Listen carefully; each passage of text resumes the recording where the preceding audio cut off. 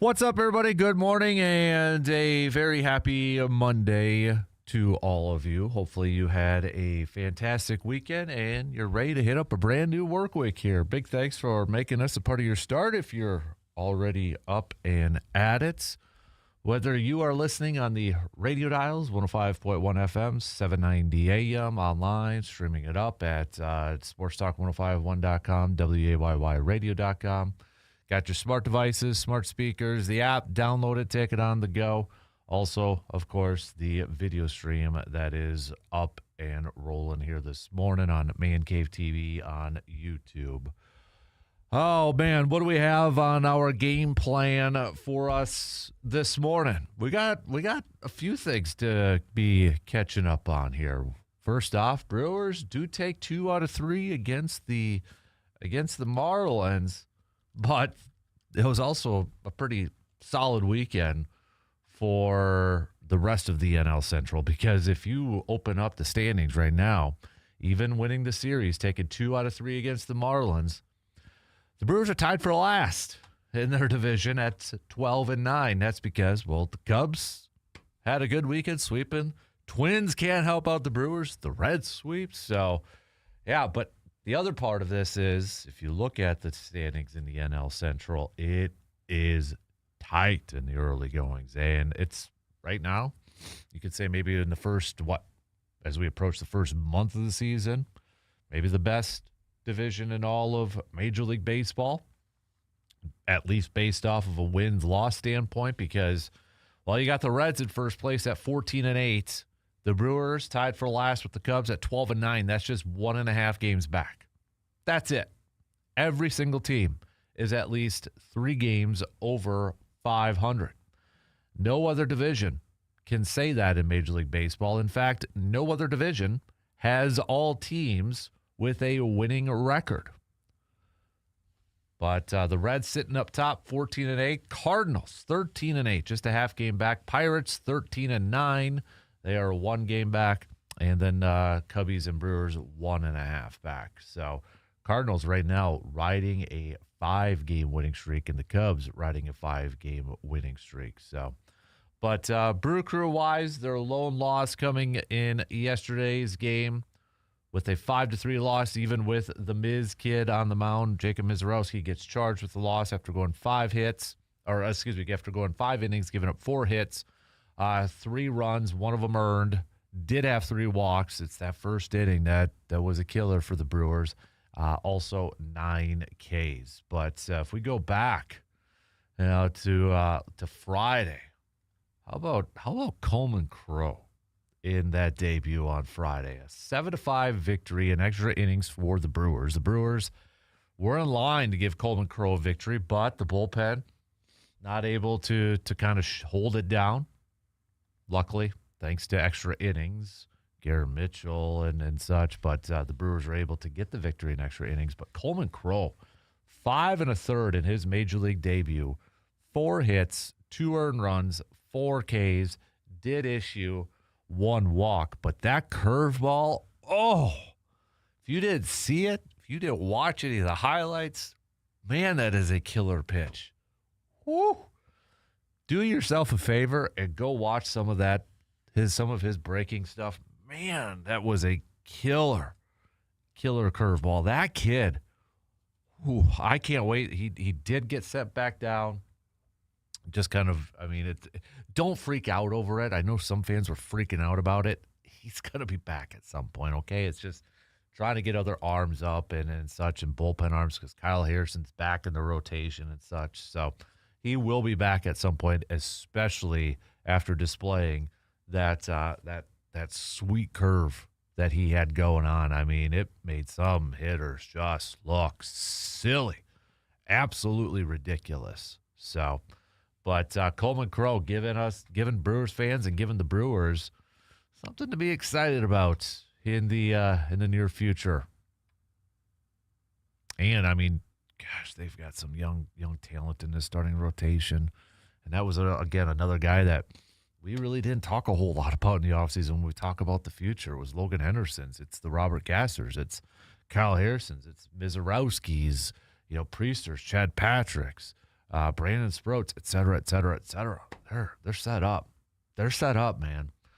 Saturday, the Brewers did pick up a 5-2 victory. Brandon Woodruff getting credited with the win, so he improves to 2-0 on the season, where he went 7 innings.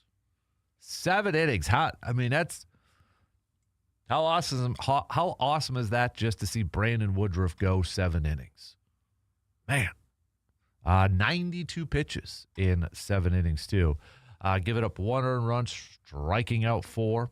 So Brew Crew able to pick up that win. And then yesterday's lineup, again, kind of had that, dare I say, typical lineup where maybe it's not your best one out there. Mitchell was the DH, batting a leadoff. Terrain continuing his on-base streak. Sanchez, Bowers, Rengifo, Lockridge, Jones, Matos, Hamilton. So, yeah, not necessarily the A starting lineup when it comes to the Brewers. But Brewers have the off day today before visiting the Detroit Tigers in a 3-game series starting tomorrow. So plenty of Brewers chat here this morning. We'll recap the series against the Marlins. And, man, look at this NL Central, because in the early goings, it's tough. It's tight. It's a lot of good baseball being played by these teams in the NL Central. So happy draft week to all those who celebrate NFL draft week. It is officially here. We are here. We made it. So Packers fans, yeah, you got to wait till Friday. But over the weekend, you had a little bit of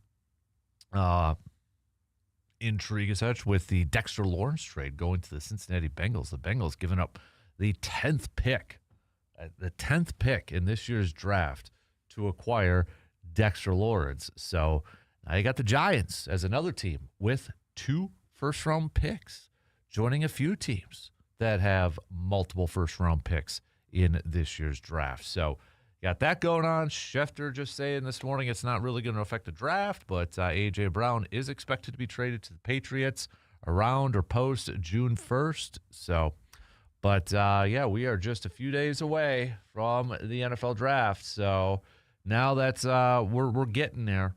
We're getting close. Regardless of who your favorite team is, I don't care if you're a Packers fan or if you're a Bears fan, if you're a Lions fan, you're a Vikings fan, you're a Cowboys fan, you're a Browns fan, whatever the case may be, is there one player from maybe all of the mock drafts or all of your looking up and research and stuff, is there one player that maybe is kind of at the top of your wish list where you're like, man, I really hope we can get that guy? Get it, Packers a little bit different because as of right now, they're not picking until number 52 on Friday, day 2. So a lot of the rest of you got a first-round pick. But is there one player that's maybe at the top of your wish list? Share it with us. Share it with the rest of the class, okay? Hit me up with a text on that Shoe Doctors bullpen line at 715-830-1912, or you can join in on the Section 105 chat room on YouTube. So we'll talk plenty of football as we get set for the draft here in just a couple of days. Giannis speaks again. He speaks again, Bucks fans. What did he have to say this time? Well, actually, he kind of wishes he would have handled the trade rumors differently. He said in the Goji's Garage YouTube show that he had wished he had forcefully shut down the trade talk more when it was happening during the regular season. In part saying, quote, if I'd ever been in that position, if I could change something, maybe I'd come out and shut it down because I think people weren't listening to me. Like, Giannis, come out and ask for a trade. Giannis, come out and do this. I'm like, first of all, people that I respect and people that I love, I would have conversations with them. My coach, my GM, people that matter. I kept saying, guys, I'm here. I'm not going nowhere. Oh, yeah, whatever, blah, blah. Giannis is going to the Knicks. Okay, 2 weeks later, I'm here, guys. I'm locked in. I got hurt, but I'm coming back to play. Oh, Giannis is going to Milwaukee or going to Miami. They weren't listening to what I was saying. So if I could turn back time, I would maybe come out a little bit earlier and say, hey, guys, this ends today. look at me in the eyes. I'm staying with Milwaukee until further notice. It ends today. Stop making stories and after stories and after stories. So we'll go through what else he had to say and maybe get a little bit of a glimpse into the future here. But the NBA playoffs did start up. You had Stanley Cup playoffs also getting underway this past weekend. So we've got playoff hoops and playoff hockey going on right now. Also, not a bad weekend for Badger basketball because probably you've been waiting to hear who's going to be coming in on a transfer portal, right? Who's going to be hitting it up or who's going to be joining in. And the Badgers got 3 intriguing additions, I would say. Trey Autry, guard Trey Autry, center Victory Anuto, and wing Ian Elmer. All right. Trey, he's coming from George Washington, a shooting guard, a senior. So he averaged 11 points per game, 43.5% shooting from the field last season, including 38.5% from 3. Victory, a 6'10 senior out of Hofstra, averaged 4.7 points per game, but nearly 7 rebounds per game and 1 block a game on 56% shooting last season. And then Elmer, he is another senior, and he comes from Miami of Ohio. He averaged 12.7 points per game, nearly 6 rebounds per game, and nearly 43% from 3. So numbers-wise, for these 3, they look like intriguing additions here for Badger basketball. So we'll hit that up as well. What is your best and worst from the weekend? Your VFW Post 305, best and worst from the weekend. Make your picks, send them on over. Also, we'll do a little Glory Days brought to you by Summer Jam. And we'll hit up a little local sports roundup brought to you by Carpet City Flooring Center. So, as you can tell, we've got a fully loaded game plan. We're full on up. So let's get things rocking and rolling here this morning. We'll take our first break. And we'll open it up talking some baseball. Brewers, they pick up another series win, but this NL Central, the rest of those teams, they ain't going away. They're not going away right now. It's a highly competitive division to open up the season. We'll recap this past weekend for the Crew and look at this early tight race in the NL Central coming up after these quick words.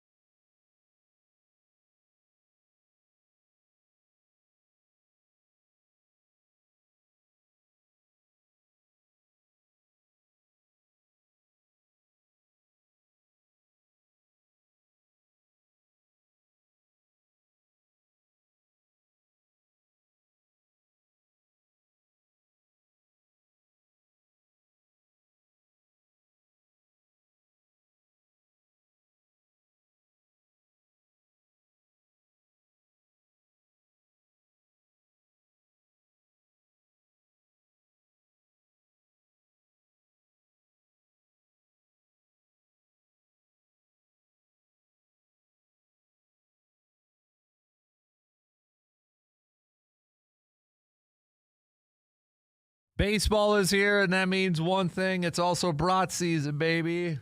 Getting close to summer and such, right? Get those grills out if you haven't already. If you haven't, what the heck are you doing, man? So swing on into Mike's Star Market and stock up for game day the right way. From fresh and a wide variety of flavorful brats that will feed the whole crew. They've got plenty of different options for everybody over there. So whether you're tailgating or you're backyard grilling or you're just catching the game at home, nothing says baseball like brats on the grill. Make every pitch, every inning, and every bite count. That's Mike's Star Market in Eau Claire, your home for brat season. All right. Speaking of baseball and such, that's where we're going to lead things off here this morning. Looking back at this weekend for the Brewers, and you win a series, you take 2 out of 3, regardless of who it is.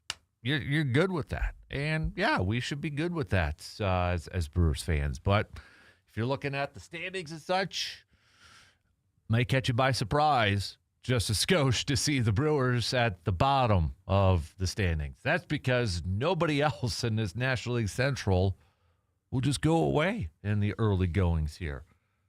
I mean, come on, Twinnies, you can't help us out and take down the Reds and such, for crying out loud.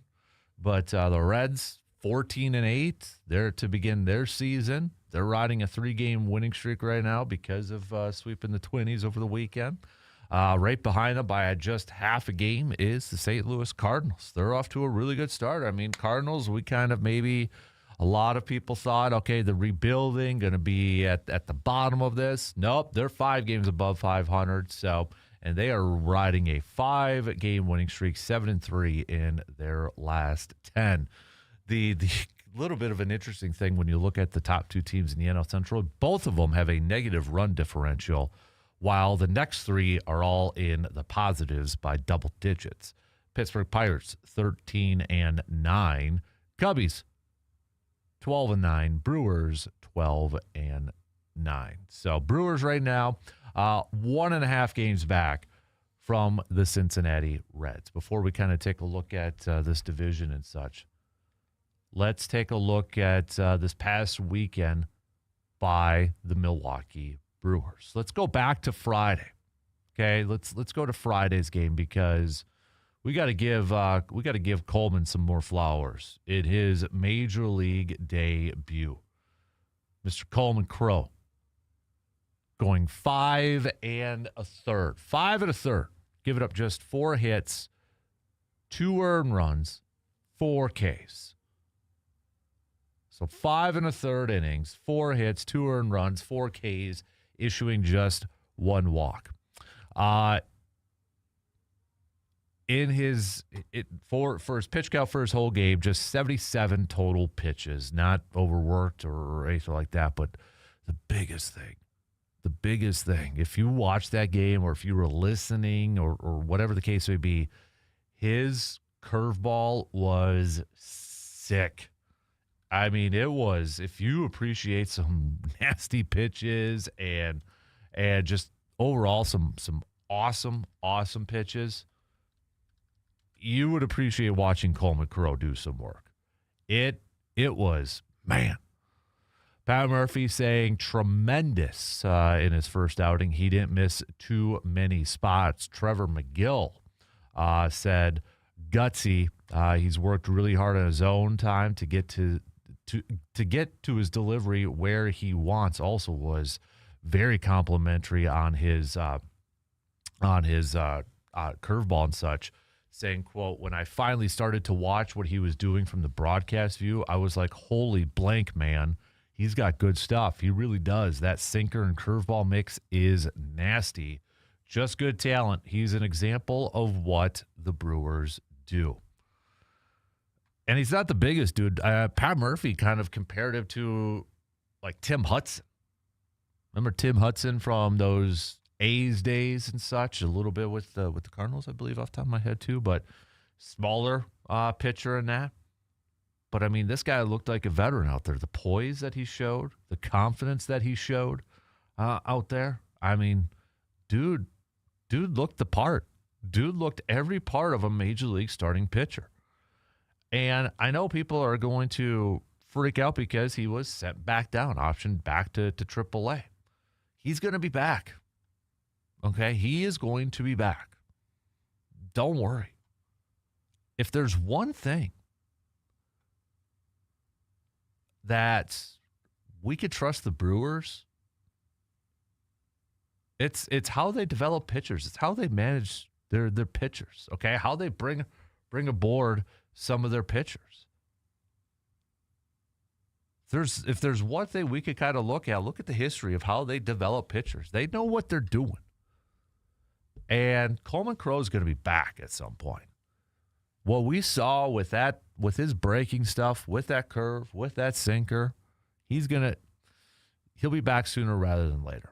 It's just right now you got a little bit of a logjam when it comes to pitchers, and it's a good thing to have. And you got to add this kid's name into the mix for a future starting rotation. I mean, when we talk about, the future in terms of starting pitchers, man, just put his name in there with the Harrisons, with the Sprouts, with the Logan Hendersons, with the Robert Gasser. I mean, this is a team right now on the surface is set up for some pitching depth. Chad Patrick's, we'll see what Quentin Priester has yet to make his season debut and such. So, man, this team has got some really, really young and talented arms. They've got to feel very good about their future. And the way that they develop these pitchers, whether it's in their pitching lab or working with Chris Hook and Jim Henderson, how do you not get excited? How do you not be pumped about what they have with the pitching department? And considering we see what veteran pitchers go for in terms of contracts and such, we know the Brewers are probably never going to be able to afford a big-time, long-term contract with a pitcher. They've done the Aaron Ashby, Freddie Peralta type of deals, and maybe they're going to do that with one of these younger pitchers. But they're set up with some depth, man. And that was an impressive debut and an impressive performance from Coleman Crow. Can you imagine, just in the future, you have a start of a Jacob Mizorowski where it's all power and all heat, and then the next day that lineup has to go up against something completely different in terms of all the movement and the breaking of a Coleman Crow's pitches? Have fun with that. They've got a nice mixture of different types of pitchers, different talent levels, different mixtures of what these guys do best. It's a lot of fun to watch. So Saturday, Brewers picked up the 7-5 victory on Friday. They couldn't get the win for Coleman Crew.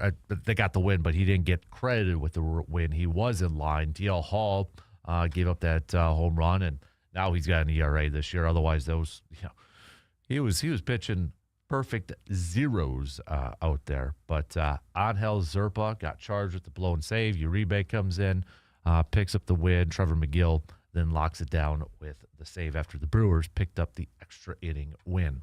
And then Saturday, Brandon Woodruff. You give your tip of the cap to him because going 7 innings probably wasn't on a lot of people's bingo card. Who's going to be the first Brewer, or how soon is Brandon Woodruff, I should say, is he going to get to a game where he pitches 7 innings? Because they were so cautious with him, bringing him along slowly, and he goes 7 innings on Saturday, pitches 92 total pitches, very efficient, but 3 hits, 1 earned run. I feel like he likes going up against the Marlins. 4 Ks. Uribe picking up the save after Woodford just couldn't lock it down, just giving up 5 hits in an inning and a third. So Uribe taking it over in the bottom of the 9th there to lock up that save. But a nice 5-2 win for the Brew Crew. They took 11 walks in that game, too. Very patient at the plate. Mitchell taking 3 walks, for crying out loud. When Garrett Mitchell's taking 3 walks, yeah, there you have it. But Terang collecting a couple hits, including his 4th home run on the season. So the Brewers secured the series win on Saturday, and then yesterday's game, even with Jacob Mizorowski on the mound, Brewers not able to get the sweep. Mizorowski, 5 innings, 4 hits, 1 earned run, 9 Ks, but 3 walks. It was that first inning that put him in a hole early, and the Brewers just not able to get out of it. Inched a little bit closer, putting up a run in the 6th, but the Marlins followed it up by putting up 2. Brewers making things a little bit more interesting, putting up a couple runs in the 8th thanks to Gary Sanchez, but Marlins able to lock it down. So Terang picked up another hit to extend his on-base streak. Bryce Terang so far, 70 ABs. What he has done so far this season, 4 home runs, 14 RBIs, 6 stolen bases. He is hitting 300. An on-base percentage of a 437 and an OPS of a 1.008. He is off to an absolutely fantastic start to the season, kind of picking up where he left off at the World Baseball Classic.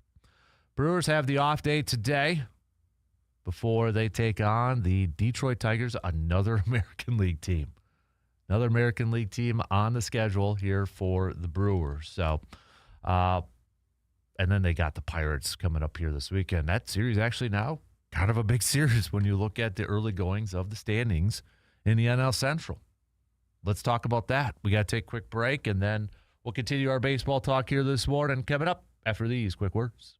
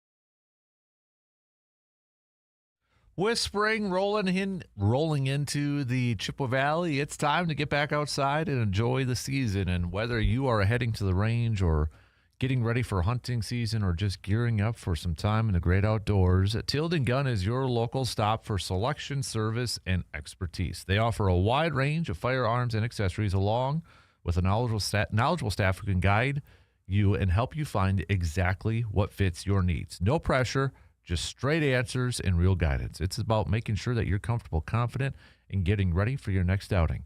Spring is the season to get prepared, to get organized, and to get outside. And Tilden Gun is here to help you do just that. So stop in and see what they've got in stock and why so many in the Chippewa Valley trust them year after year. And with spring turkey season going on right now, don't forget, if you've had any luck in the woods, send it on over to us so we can put it up on the Sports Talk Facebook page, all right? So send those puppies on over. Do a little bragging, all right? Do a little bragging for the rest of us who have yet to get out there, or maybe for some of those who haven't had any luck or such. Do a little fun bragging about it. You deserve it. So, all right. How about this? Buster Olney just a few minutes ago with a tweet saying the Brewers hitters are tied for first among 30 teams in walks. They got 109. And they have just 178 strikeouts, tied for the 11th fewest. As Buster says, that is a devastating combo. Patient hitters, willing to take the free bag, but they don't strike out a ton either.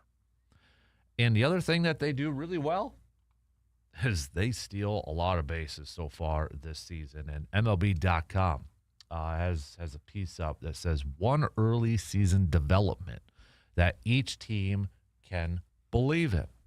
And for the Brewers, it's stealing bases. Adam McCulvey notes, the Brewers came into Saturday as MLB's leader with 30 stolen bases, and that's no fluke. Besides being blessed with speed, they hired a new first base coach over the winter in Spencer Allen to maximize efficiency on the base pass, which includes both stealing bases and taking the extra base wherever possible. At the moment, that kind of super aggressive outlook is a necessity since the Brewers are playing without three of their top hitters. Yelly, Cheerio, and Andrew Vaughn are all on the injured list. Yeah, right? I mean, that's clearly evident. So they steal a lot of bases when they get on. They take a lot of walks, and they don't strike out a ton. They get on base, and they take advantage of that. That's super aggressive play. And I mean, McCulvey hit it on the head. They have to right now. That's the mindset that they have, especially when you don't have a Cheerio in your lineup. You don't have a Yelly in your lineup. You know, Andrew Vaughn's not in there, although they are getting some power from Bowers and Sanchez with that combo. But a lot of their power right now, and then you look at Terang. I mean, where would this team be offensively if it wasn't for the combo right now of Contreras and Terang? Those two guys. I mean, those two guys have really been carrying the load and not taking anything away from Bowers and Sanchez because they have provided the power and the pop. But when you want to talk about like consistency from an offensive standpoint so far in the middle of this lineup, it's Terang and it's Contreras. Contreras so far this season, he is hitting .301. He's got an on base of a .393 and his OPS is an .859. And we mentioned Terang's numbers a little bit earlier, but just to refresh it, Terang 300 batting average, .437 on base, and a 1.008 OPS. What those two guys are doing right now in the middle of that lineup, whether they're hitting, you know, Terang beginning the year as a leadoff, from now in that 3 spot, Contreras 2, 3, 4, wherever he's at, man, where would this team be without those two guys in the lineup? Where would this team be without these two guys kind of leading the charge from a consistency standpoint? Man. And even Garrett Mitchell, I mean, he's only hitting .260, but his OPS is an 839. His on base is a 439, and dude's got 17 RBIs so far. And you just kind of hope that Terang and Contreras can kind of keep up this offensive surge when Chiriot comes back, which is hopefully soon here, and Yelich and such. Now, they're going to go through some slumps. It's baseball. It's a long season. They're going to go through some strides where, hopefully maybe it's just a couple games or a few games or a week or whatever it is. They're going to be in a little bit of a slump. At some point, Terang's on-base streak is going to come to an end. Would it be awesome if he had an on-base streak of 162 games? Oh, heck yes. But it's probably not going to happen. But it would be nice if, everything was just clicking all at once. And right now, given the way the division is playing out in the early goings, thank gosh for Bryce Terang and William Contreras' offensive play so far. Because this division, this NL Central, if there's any early indications, this is going to be a battle throughout the season. A lot of baseball has to be played. We're not crowning division champs. We're not crowning anybody at the end of April here. But this is early goings, early first impressions. There's no question the NL Central is, right now, from a win-loss standpoint, the best division in all of Major League Baseball, top to bottom. Because there is no other division where every single team has a winning record.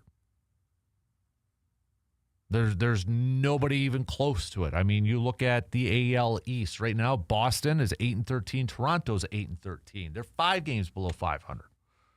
You look at the AL Central. The Royals are 7-15. The White Sox are 8-14.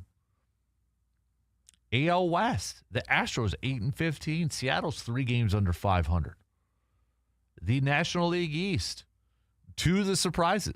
Philadelphia is 8-13. They have lost 5 in a row. For crying out loud, and who do they play? The Cubs. The Mets can't get a win against the Cubs this past weekend. The Mets' losing streak is now at 11 in a row. They're 7-15.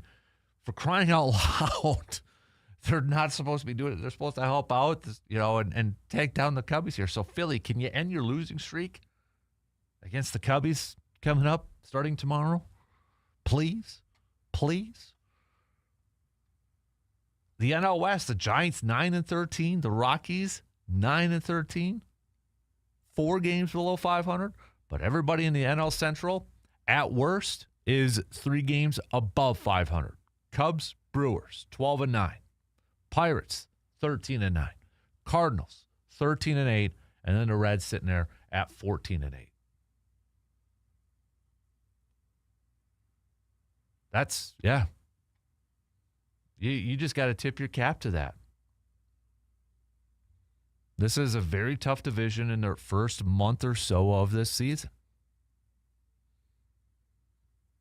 And right now, with the Brewers kind of weathering the storm of some of their position players going, on the injured list, you just hope that they can continue to weather this. And when Chiriot does come back, hopefully he comes back and starts to play at a high level. When Yelich comes back, hopefully he can kind of hit the ground running as well. But with these injuries, Brewers are weathering the storm right now. And a lot of it has to do with what Terang and Contreras have been doing from a consistency standpoint on the offensive side.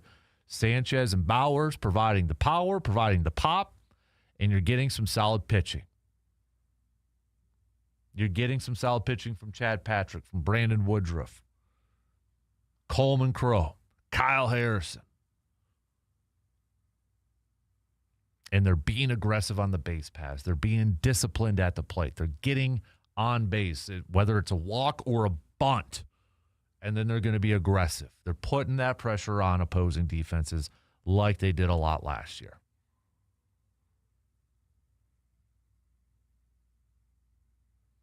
And the weird thing is, too, with this division, again, numbers are kind of all over the place considering, we're only about a month into the season.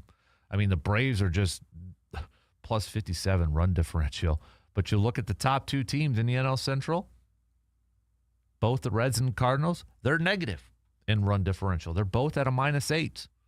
Whereas the Pirates are a plus 25, the Cubbies are a plus 30, And the Brewers, plus 19. No other divisions like that. No other division has their top two teams or top team in the negative, in the red, in run differential. The closest is Cleveland. They're even. But then the Tigers are plus 19 and the Twinnies are plus 12.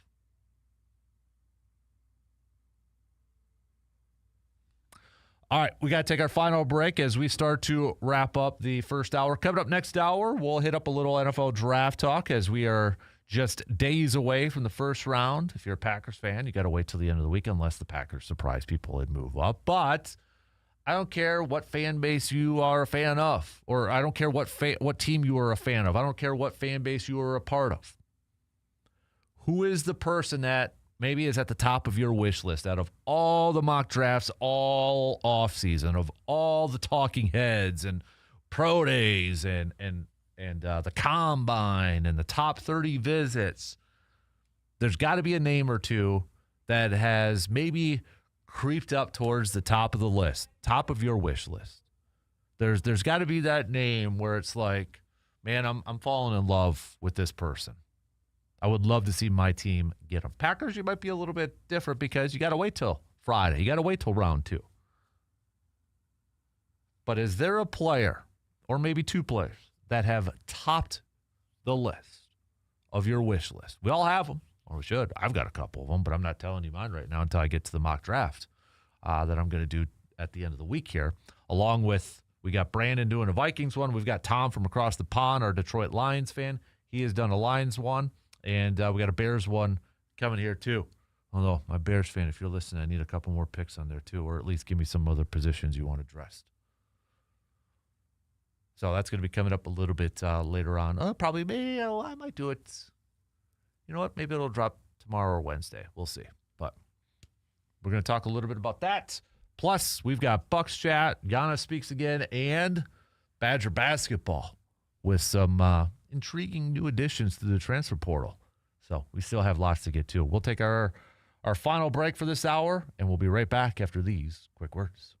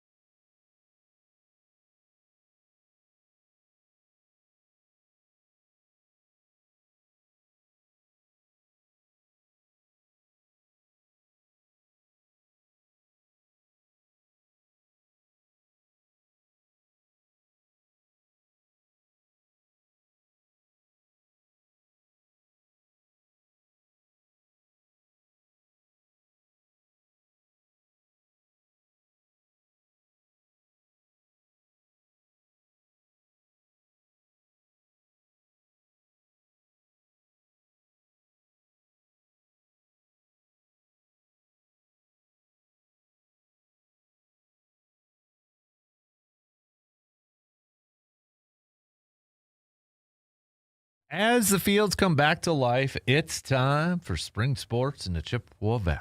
Whether you are stepping up to the plate or hitting the track or getting back on the field, make sure that your body is ready to perform. At Chippewa Valley Orthopedics and Sports Medicine, their team specializes in keeping athletes of all ages healthy, strong, and in the game. From injury prevention to expert care and recovery, they've got you covered every step of the season. So don't let pain keep you on the sidelines. Get back in the game with confidence. Chippewa Valley Orthopedics and Sports Medicine, helping you move better, helping you play stronger, and staying in the game. Just a few minutes left to the top of the hour, so hit me up with your VFW Post 305 best and worst from the weekend. All right, what was your best and what was the worst from the weekend sports-wise? A little bit later on, we'll do some Glory Days. We've got some local sports Roundup brought to you by Carpet City Flooring Center, too. So we'll hit those up coming up a little bit later on. Giannis speaks again. This time, he was on the Gogi Garage YouTube show? Gogi Garage YouTube show. But now, hindsight 2020, but he admitted that he probably would have done things differently during the season with all the trade talk. This was a couple of quotes from him during his appearance. One is that this was the first time that it was real. Yeah, it was a lot. And I'm not saying that it was real that I wanted a trade. It was just, bro, everywhere I went in the street, people would tell me, don't leave, don't do this, please stay. It was real. Back in the day when I was younger, 25, 24, they would always say this stuff. But then maybe like a week later, it'll turn off. They would talk about a different story this year, every day, social media, turn the TV on, First Take, ESPN, blah, blah, blah. It was Giannis, Giannis, Giannis, Giannis, Giannis. If I'd ever been in that position, if I could change something, maybe I'd come out and shut it down because I think people weren't listening to me. Like, Giannis, come out and ask for a trade. Giannis, come out and do this. I'm like, first of all, people that I respect and people that I love, I would have conversations with them, my coach, my GM, people that matter behind closed doors. I kept saying, guys, I'm here. I'm not going nowhere. Oh, yeah, whatever, blah, blah. Giannis is going to the Knicks. Okay, 2 weeks later. I'm here, guys. I'm locked in. I got hurt, but I'm coming back to play here. Oh, Giannis is going to Miami. They wasn't listening to what I was saying, right? So if I could turn time back, I would maybe come out a little bit earlier and say, hey, guys, this ends today. Look at me in the eyes. I'm staying with Milwaukee until further notice. It ends today. Stop making stories after stories and after stories. And honestly, this fits what I think a lot of us Bucs fans were saying when this was all going down. Because what was one of the most common things that we as Bucs fans were saying?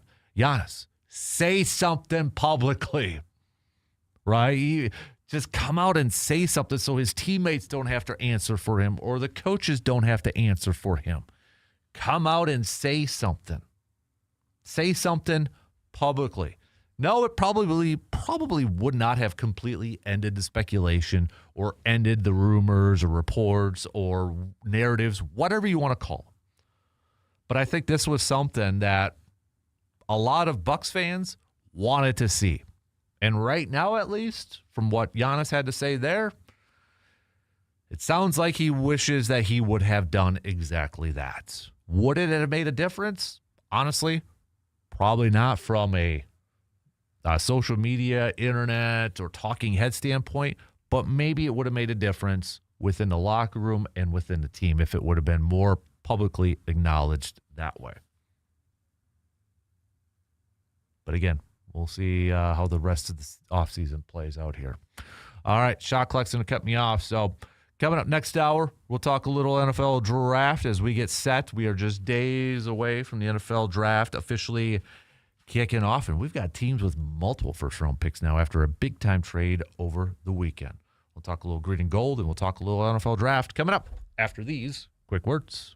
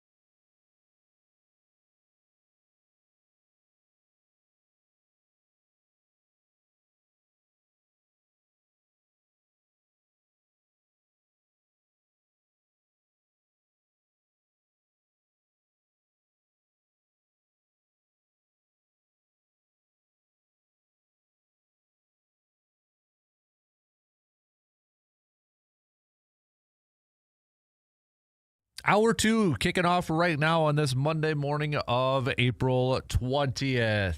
Thanks for hanging out with us and making us a part of your start here this morning, whether you are listening on the radio dials or online, on your app, on the smart devices, the video stream. We appreciate it. And again, hopefully you had a fantastic weekend and you're ready to hit up a brand new week here. We're going to talk a little NFL draft coming up here in just a skosh. But Surveyor Sam chiming in with his best and worst of the weekend. Our best and worst of the weekend brought to you by the VFW Post 305 located on Star Avenue. If you're looking for maybe somewhere to maybe watch the draft while having a draft, get it? Draft. Yeah. Head on over to the VFW Post 305. All right, great place, great food. Weather's going to be a little bit warmer, it looks like, coming up in the middle of the week. So, I mean, that back patio view of the river, it's going to be a hot spot. It's going to be beautiful. So, I post up over there. Can't ask for a better view in Eau Claire. Not many. So, but Surveyor saying, best of the weekend. I played my first rugby game in almost 2 years and scored. I was wondering, because I've seen updates on Facebook, Surveyor, and I haven't seen your name on there. So, all right, cool. Worst of the weekend, the battle for Middle Wisconsin. The Eau Claire Orcs and Oshkosh Rugby Club went to Oshkosh 24-17. Also, I am still very, very sore. Dude, I'm at the age now where my quads and hamstrings, my thighs get sore from helping coach like baseball or basketball, like sitting on a bucket and pitching or doing whatever. I was trying to figure out, why am I sore? Maybe it's just, yeah. I'm at that age now. Wait till you get to my age, Surveyor. I'm a little bit older than you, so. But my best and worst of the weekend. I'll kick off my best and worst of the weekend here for the second hour.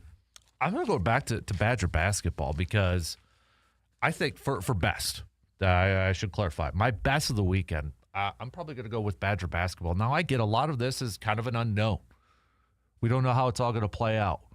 But based off of what we do know and based off of, numbers from what these players have done in their college careers so far, I kind of like what Wisconsin did, at least on paper, in terms of the transfer portal. So we got 3 names that were announced over the weekend. And Trey Autry, he's from George Washington. George Washington. He's a shooting guard. All right.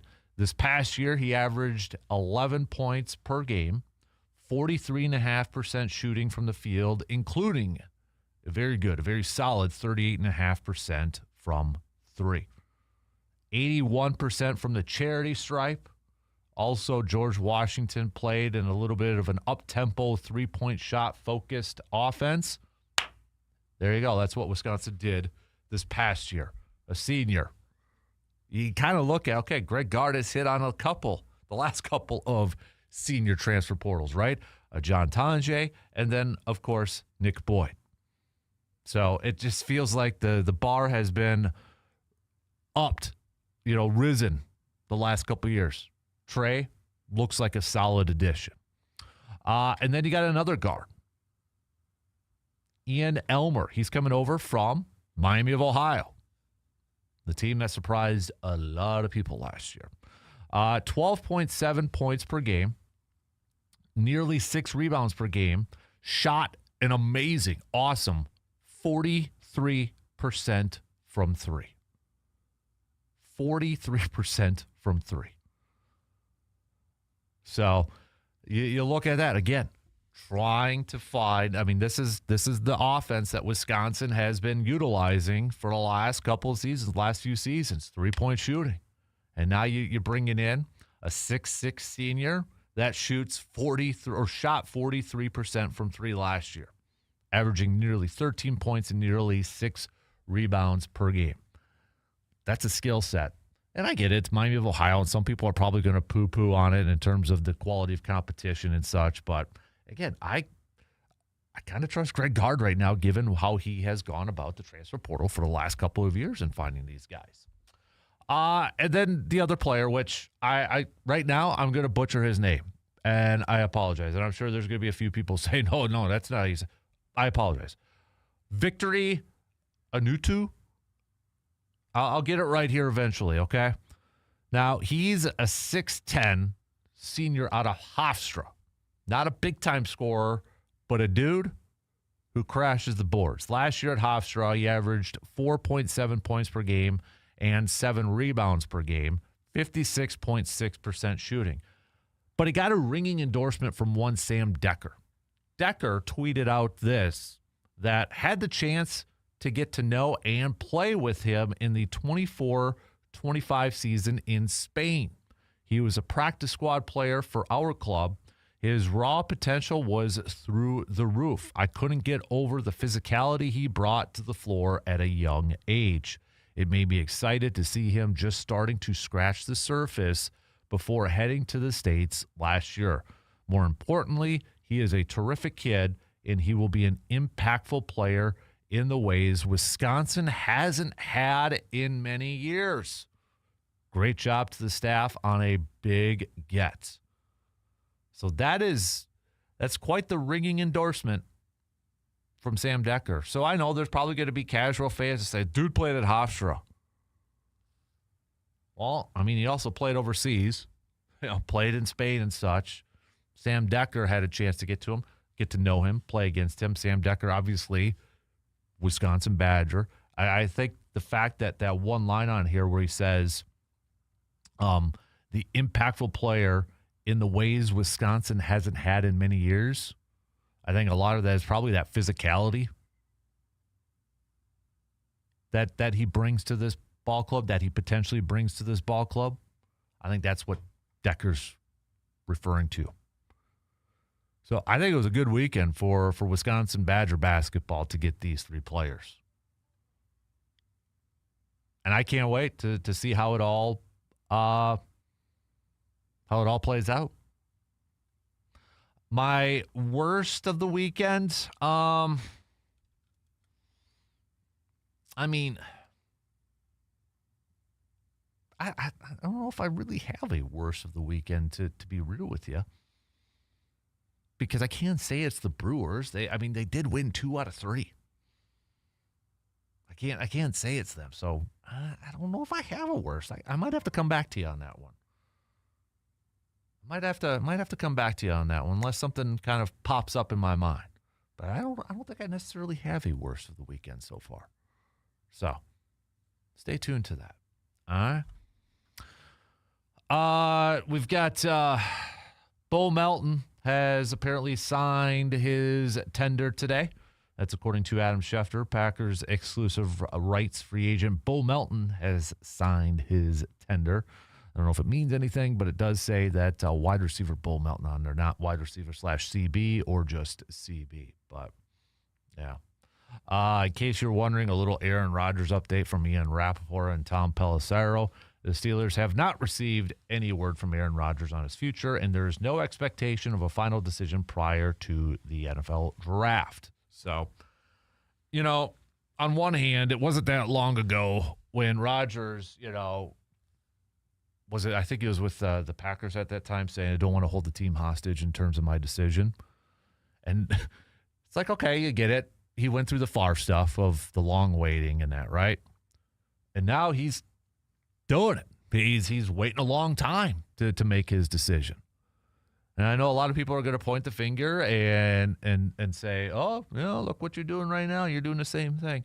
I think a lot of it is he probably didn't think it would be that hard of a decision. You get to a certain point, you get to a certain age and all this. I think, he probably didn't think he'd get there, but we're all human. And we all probably have to make some very difficult decisions, and you probably prolong it as much as you can. And maybe it was a more difficult decision that he initially thought it would be. I still feel like he's going to be back at least for one more year, especially the longer this goes. But I guess, we'll see what happens. So let's talk some more football, shall we? Let's talk some more NFL draft as we are just days away. A big-time trade over the weekend that, it impacts the draft for this weekend, too. Giants trading Dexter Lawrence to the Bengals for the 10th pick. Another team with multiple first-round picks in this draft. So who is on the top of your wish list? I don't care what team you were a fan of. Who's the player that's at the top, or give me two players that are at the top of the wish list for you. All right? I know some of you got them, so I want to hear it from you.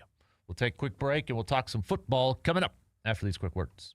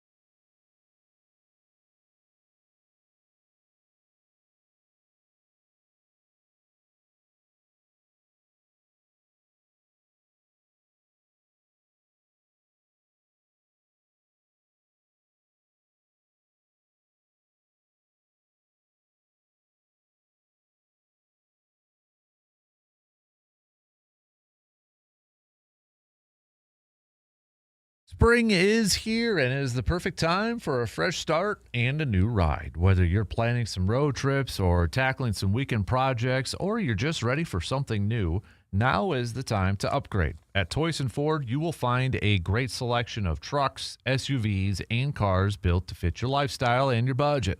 Plus, their team is here to make your car buying experience simple and stress-free. So this spring, drive something that you love. Go visit Toyson Ford, where your next adventure starts there. All right, so we are just a few days away from the start of the NFL draft, and obviously the draft got a little bit affected this past weekend with Dexter Lawrence being traded from the New York Giants to the Cincinnati Bengals, where the Bengals given the Giants the 10th overall pick, just straight up 10th overall pick for Dexter Lawrence, which now means we've got a lot of teams here with multiple first-round picks, and both teams, New York's, I know they're technically New Jersey, but you know what I mean, both New York teams with multiple picks in the first round. In fact, we've got the Giants, we've got the Jets, we've got the Browns, Kansas City, Miami, and Dallas. So the Jets own number 2 and 16. The Giants own number 5 and 10. Cleveland owns 6 and 24. Kansas City owns 9 and 29. The Dolphins own 11 and 30. And the Cowboys own 12 and 20. So we've got a half a dozen teams with 12 of the 32 picks. Maybe even more. Maybe a little bit more, because there's one rumor out there because, hey, now we got a lot of smoke and we got a lot of fire because it's draft week, so be a little careful out there. But one of the rumors that popped up this morning was that the Cardinals, hey, they may be drafting a running back with the 3rd overall pick, with Jeremiah Love potentially being an option. I think it's safe to say that the Cardinals need a lot of stuff. And part of that rumor report, whatever you want to call it, from Schefter says that the Cardinals maybe would like to trade back, or trade down, I should say, trade down a little bit to accumulate some more picks. But if they don't, they potentially could draft Love with the 3rd overall pick with Jeremiah Love. They still need a quarterback of the future. Now, could that be Simpson, or are they going to wait till next year when all indications look to be that next year's draft is going to be better from a depth perspective from the quarterback position? Now you got Jacoby Brissett not showing up for the first wave of offseason work because he wants to be paid as a starter if he is going to be the starter. But the thing with Love, too, is that he's going to turn 21 in May. This is, get ready to feel old. Jeremiah Love's birthday is May 31st of 2005. He was born a month after Aaron Rodgers was drafted in the league. Oh, my God. Man. Wow. I was in my first year in college, wrapping up my first year in college. I was done with my first year in college, actually.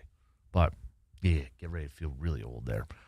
But, so, again, just a little cautious. Some of it could be something. Some of it could be just those team leaks or agent leaks out there. You know, maybe this is something the Cardinals kind of floated out there to say, we're open for business. We're going to draft Jeremiah Love. So if there is a team out there that wants Jeremiah Love, pick up the phone and give us a call. Otherwise, hey, we're going to draft him. You want him that bad? You have to call us. You know, Titans have been a popular team. Maybe they're kind of saying, hey, Titans, you want him. Everybody says you want him. You might have to swap picks with us and give us a little extra. Not saying the Cardinals wouldn't be interested in getting him, but we're in the week of gamesmanship and a lot of smoke and maybe not a lot of fire. And it would make sense if a team like the Cardinals are shopping the pick because they have a lot of needs. Because they need a quarterback, and there's probably not a quarterback that is worthy of the 3rd overall pick. They're probably looking at this saying, hey, if we can get another first rounder, maybe a few or a high second or whatever. We're open for business. Hit us up, man. It makes a ton of sense that this is being out there, because I think it would kind of surprise people that, oh man, the Cardinals are drafting a running back. Okay, they don't have a quarterback. So on one hand, it's like this is going to help them out. Pair them up with Marvin Harrison Jr. Hey, that would be an intriguing young duo. But again, you got Jacoby Brissett and no future at quarterback. So I'd be a little cautious on that one. I'd be a little cautious on that, and I think that is something that is being tossed out there in case a team is very desperate and really, really, really wants to get Jeremiah Love. And they're hoping to maybe get into a little bit of a bidding war where they can take the best deal out there for the 3rd overall pick. So there's that. We have the A.J. Brown news that he is going to be traded, but it sounds like it's, again, could it be something that's thrown out there by the Eagles saying, hey, we're going to trade him to the Patriots probably around June 1st. But if you got a better deal, we're open, man. We're open. Send us a better deal. Send us a better option. Because right now, we're going to ship him to New England. Hey, Buffalo, you don't want to go up against him? Give us a better deal. Miami's in a complete rebuild. They ain't trading for him, right? I mean, that's Jets, nah. But anybody else in the AFC, hey, you don't want him going to New England, the AFC champs, give us a better deal. Going to throw that out there right now. So, I mean, the A.J. Brown stuff, it just made, from day one, if he was going to be traded, it'd probably be back to, Mike Vrabel and his time with A.J. Brown and in Tennessee and such. So it's a likely one. But would the Eagles trade Brown just to make him happy to pair up with Mike Vrabel? No. Howie Roseman ain't doing that. Eagles ain't going to do that. They're going to do what's best for them and whatever package they return. So if this did get out there, it got leaked purposely to see if somebody could come in with a better offer, with a better deal. But who is at the top of your wish list? If you are a fan of Lions, Vikings, Bears, oh my, Packers. I know they don't have a pick until round 2, but maybe of all of the mock drafts out there, all of the 7-round, 3rd round, or 3-round, whatever, simulators, you've been playing around with them. There's got to be a name or at least a couple of names that have maybe gone up on top of your wish list. If that's the case, who is it? Who is it? Because I can tell you one name that I think is, if I had to say somebody at the top of my wish list, I might go a little Lee Hunter. That's a name that keeps popping up for Green Bay or around where Green Bay picks. The massive nose tackle, Texas Tech, clogging up the middle if he's still there. And it gets hard. Okay, when we get into the second round, it gets hard to project or predict where some of these guys are going to go. First round, we have a good idea of maybe the top 25 players that are going to be first round picks. Then somewhere around after that, this was a guy that was kind of hovering between a first or a second round pick.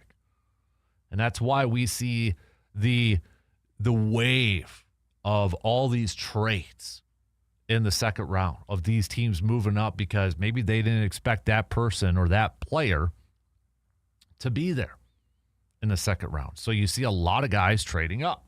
Like, oh, we got to grab this guy. We didn't think he was going to be there. It's not going to cost as much compared to, trading up in the first round. So let's move up. You're going to see that happen again. It happens every single year. And especially if there's a pushback on a certain position group. Like, for example, let's say, hey, not a ton of corners were picked in the first round. So all the top corners got pushed back, and there's a lot of them available. You may see teams saying, hey, we need a corner. Hey, we thought that guy was going to be gone in the first round. Let's move up. And then you have that wave. It's like, oh, crap, that guy got traded or that guy got drafted. We really need a corner. Let's move up and get this guy. We see it every single year.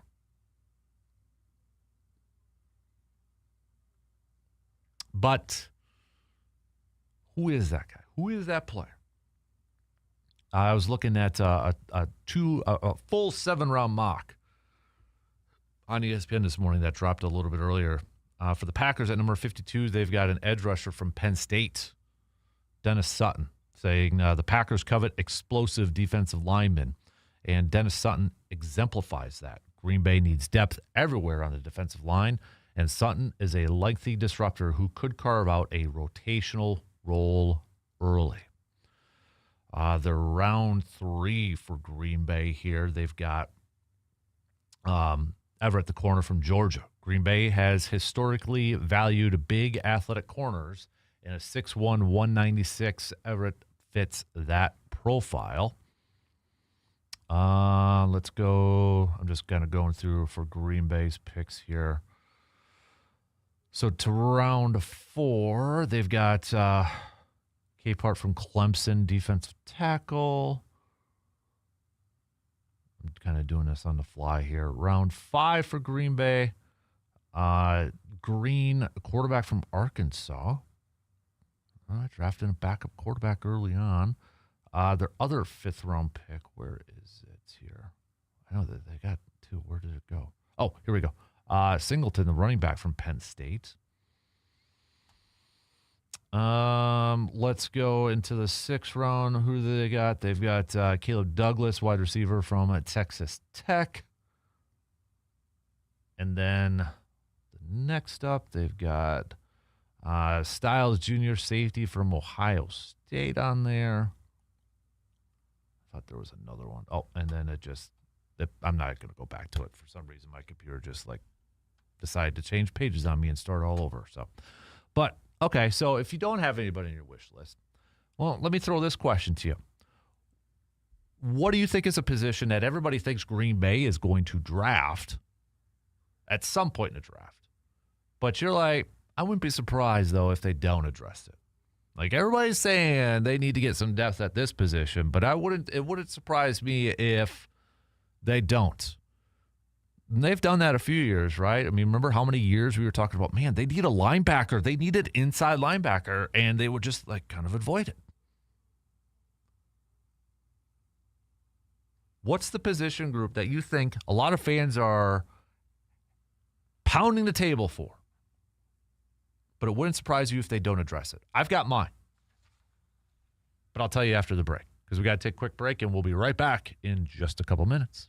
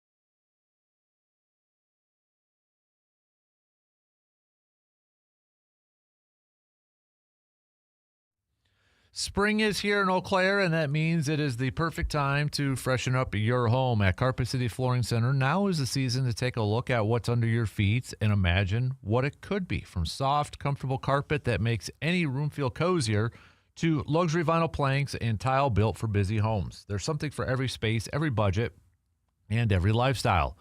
Maybe it's one room that needs a refresh, or maybe it's time for a full home update. Either way, their team is there to help guide you through it all, from choosing the right style to professional installation that you can count on. Because spring isn't just about cleaning out the old. It's about bringing in something better, a brighter space, a cleaner look, a home that feels new again. So if you're ready to upgrade this season, stop on in and see what's possible. Carpet City Flooring Center in Eau Claire, where your next project starts from the floor up.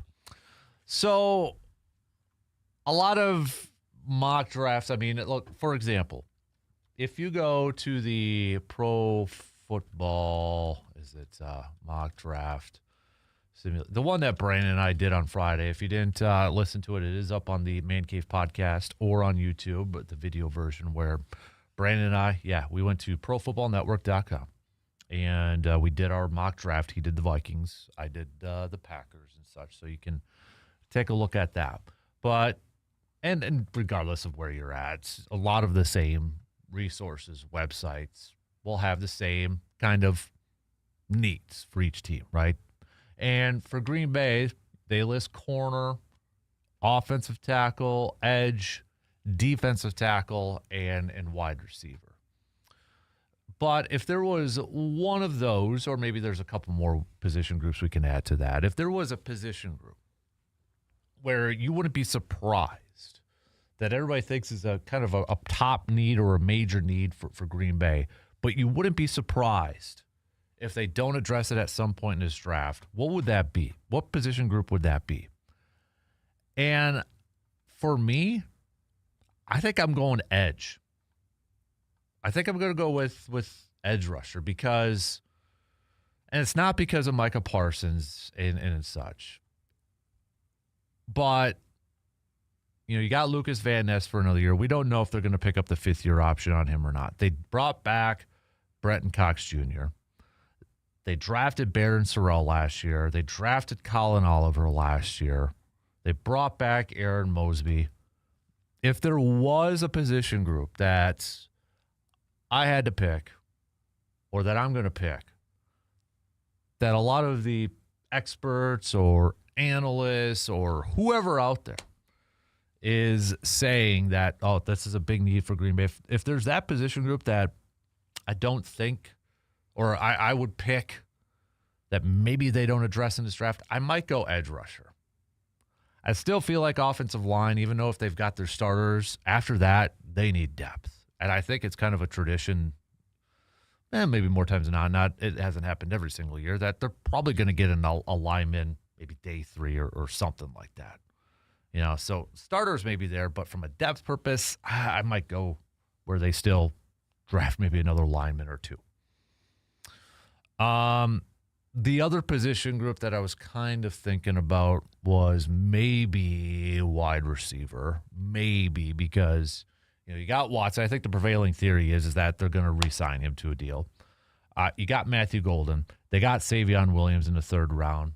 Jury's still out on that. You got Jaden Reed also on there. So, I mean, that's kind of your top 4 from a depth standpoint. I could see maybe wide receiver being a little bit further down in the priority list. That maybe it isn't a high pick, but who knows? It could be a big surprise there. And I'm sure, if they do draft a receiver, I think you're going to have the questions of, okay, do they not bring back Christian Watson? I think they bring back Christian Watson regardless. But it probably means the end of a guy like Jaden Reed and during his tenure in Green Bay after this year.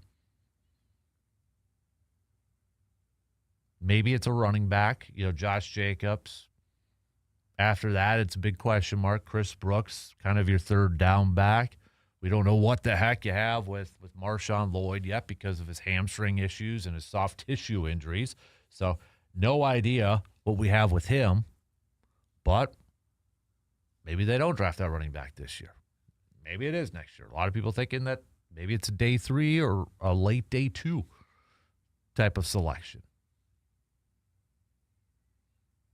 But I of the ones that are talked about the most in terms of, this is a position that they've got to address. If there was a position group that maybe Green Bay surprises a little bit and they don't draft, I might go edge. I might go with that edge rushing group just because, yes, they got Micah, but he's not going to start the season. You got Lucas Van Ness. Don't know if he's going to be picking up a fifth-year option. They drafted Barron Sorrell last year. They drafted Colin Oliver last year. They like those two guys a lot. You bring back Brenton Cox Jr. They bring back Aaron Mosby. I wouldn't be surprised if they don't address edge rusher if I had to pick one. That's just my opinion, though. That's just my thoughts. Packers did bring back, or I should say Bo Melton signed his exclusive rights deal. So there you have it. He's back, wide receiver, so you got a little bit more depth there too. But get ready for more rumors and rumblings and such out there. But if you got a mock draft, if you do a mock draft, hit me up with an email, okay? mancavepodmail@gmail.com, and I'll include it up in one of our 2 podcasts that we got coming this week. Later on this week, we've got mock drafts. I'll put my Packers mock draft in there. We've got Brandon doing a Vikings one. We've got Tom from across the pond, our resident Lions fan, doing one. And then we've got Hetch, our Bears fan, doing one. So we're doing mock drafts. We got a few people representing each team. That's going to be up on a podcast a little bit later on this week. No, because I'm still waiting for Brandon's.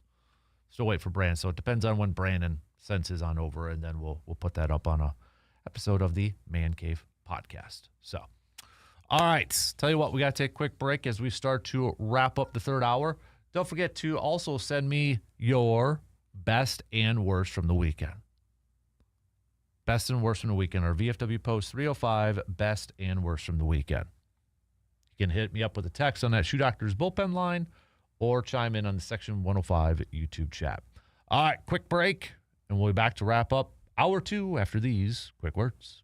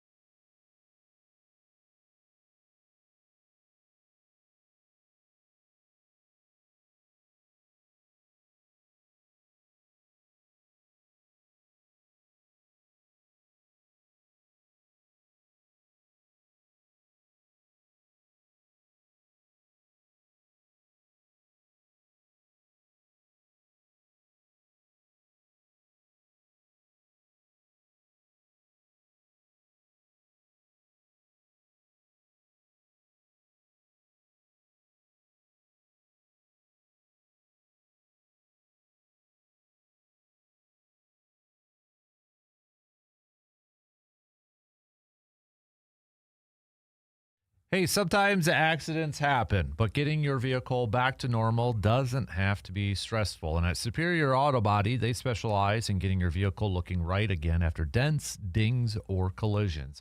And the best part, they handle the insurance process for you, working directly with your provider to make things simple and hassle-free.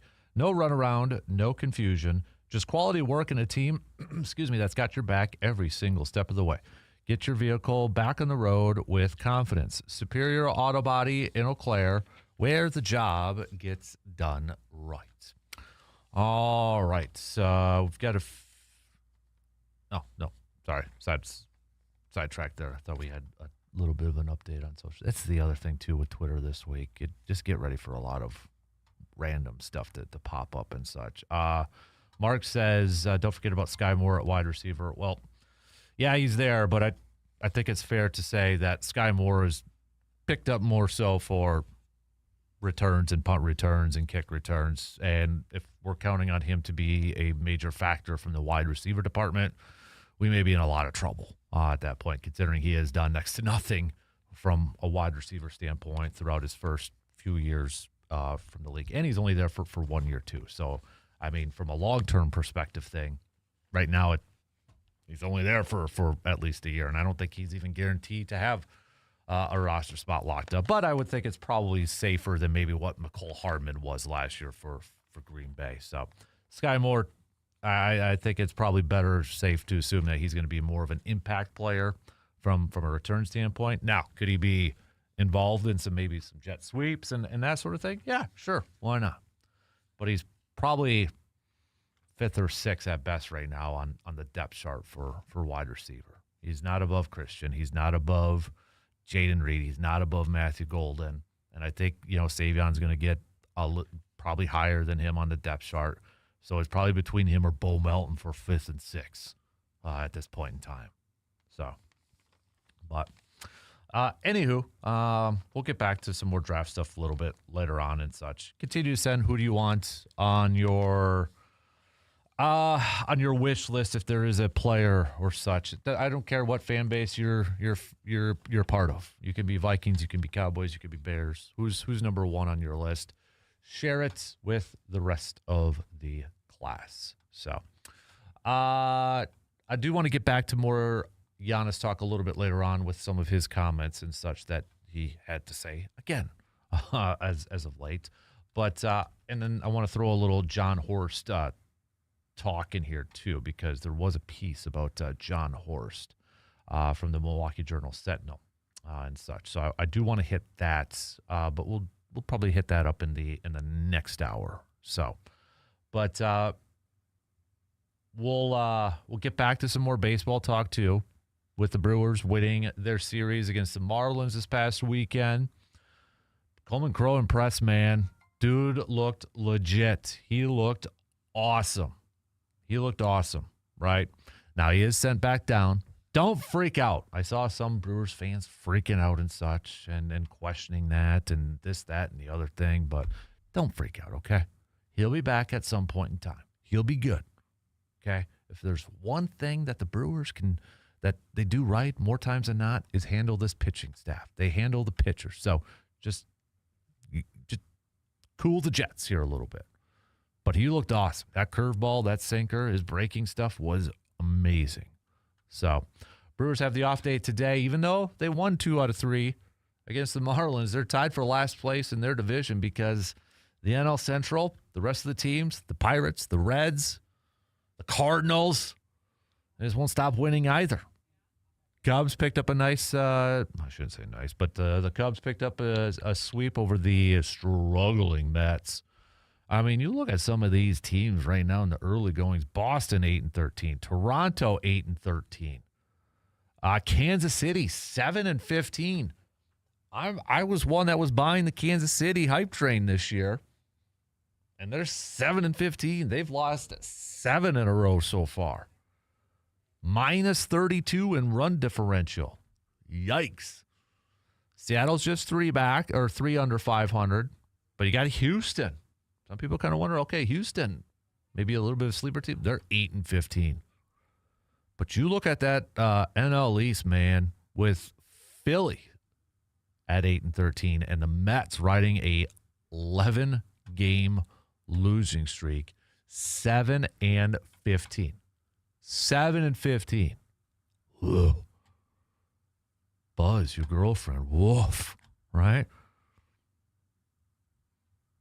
And then maybe you throw the Giants. I know, Giants 9-13. Some kind of had them as a potential playoff team too. But you look at some of these teams and the beginnings. I mean, the NL Central, surprising teams with the Cardinals 13-8. Some peeps out there had the Pirates as a sneaky good team. Cincinnati made a playoff appearance last year. I think some people were kind of sleeping on Cincinnati a little bit, saying, no. But they made the playoffs. They got Suarez in the offseason. So maybe not too surprising how well they're starting off to begin the year. But of these teams, of Toronto, Boston, Kansas City, Seattle, throw Houston in there, Philadelphia, the Mets, Giants. Who do you look at as maybe the most disappointing to begin the year? Who do you maybe look at as the most disappointing to begin the year? I think you got to look at the Mets and the Phillies, both those ball clubs. And the Phillies right now, they're going up against the Cubbies starting tonight. Got to be Phillies fans if you're Brewers fans, but and then they've got, after the Cubs, they've got the Braves.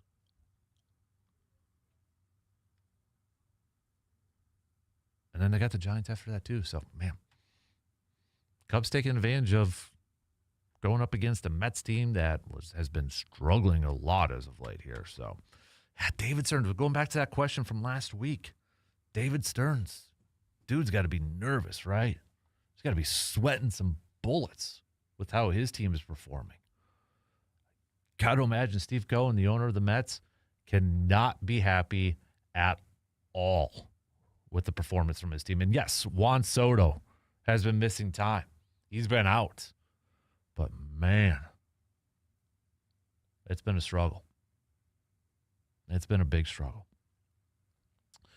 All right, a couple minutes left to the top of the hour here. So continue to send me your VFW Post 305 best and worst from the weekend.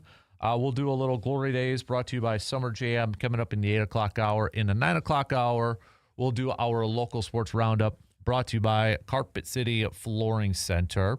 So we'll hit that up with Justice Cleveland. He will be joining us here in the 9 o'clock hour. So lots to get to here this morning. We'll hit that up with JC in the EC. So, and then getting back to whatever else you have to say. You can join in on the Section 105 chat on YouTube. Continue to send me your wish list of players. We'll hit those up probably a little bit later on in the program and that. But if you are getting set for the NFL draft coming up this weekend, or this week, I should say, if you've got somebody that's maybe at the top of your wish list, who is that player? Maybe it's somebody that you've constantly been seeing mocked to the Packers, and you're kind of like, all right, I'm buying into that. I'm buying what you're selling. Mock draft experts out there. That's who I want. I feel like that's where a lot of fans kind of get into. You start to hear this name, and it's repetition, right? You start to hear this name more and more and more and more.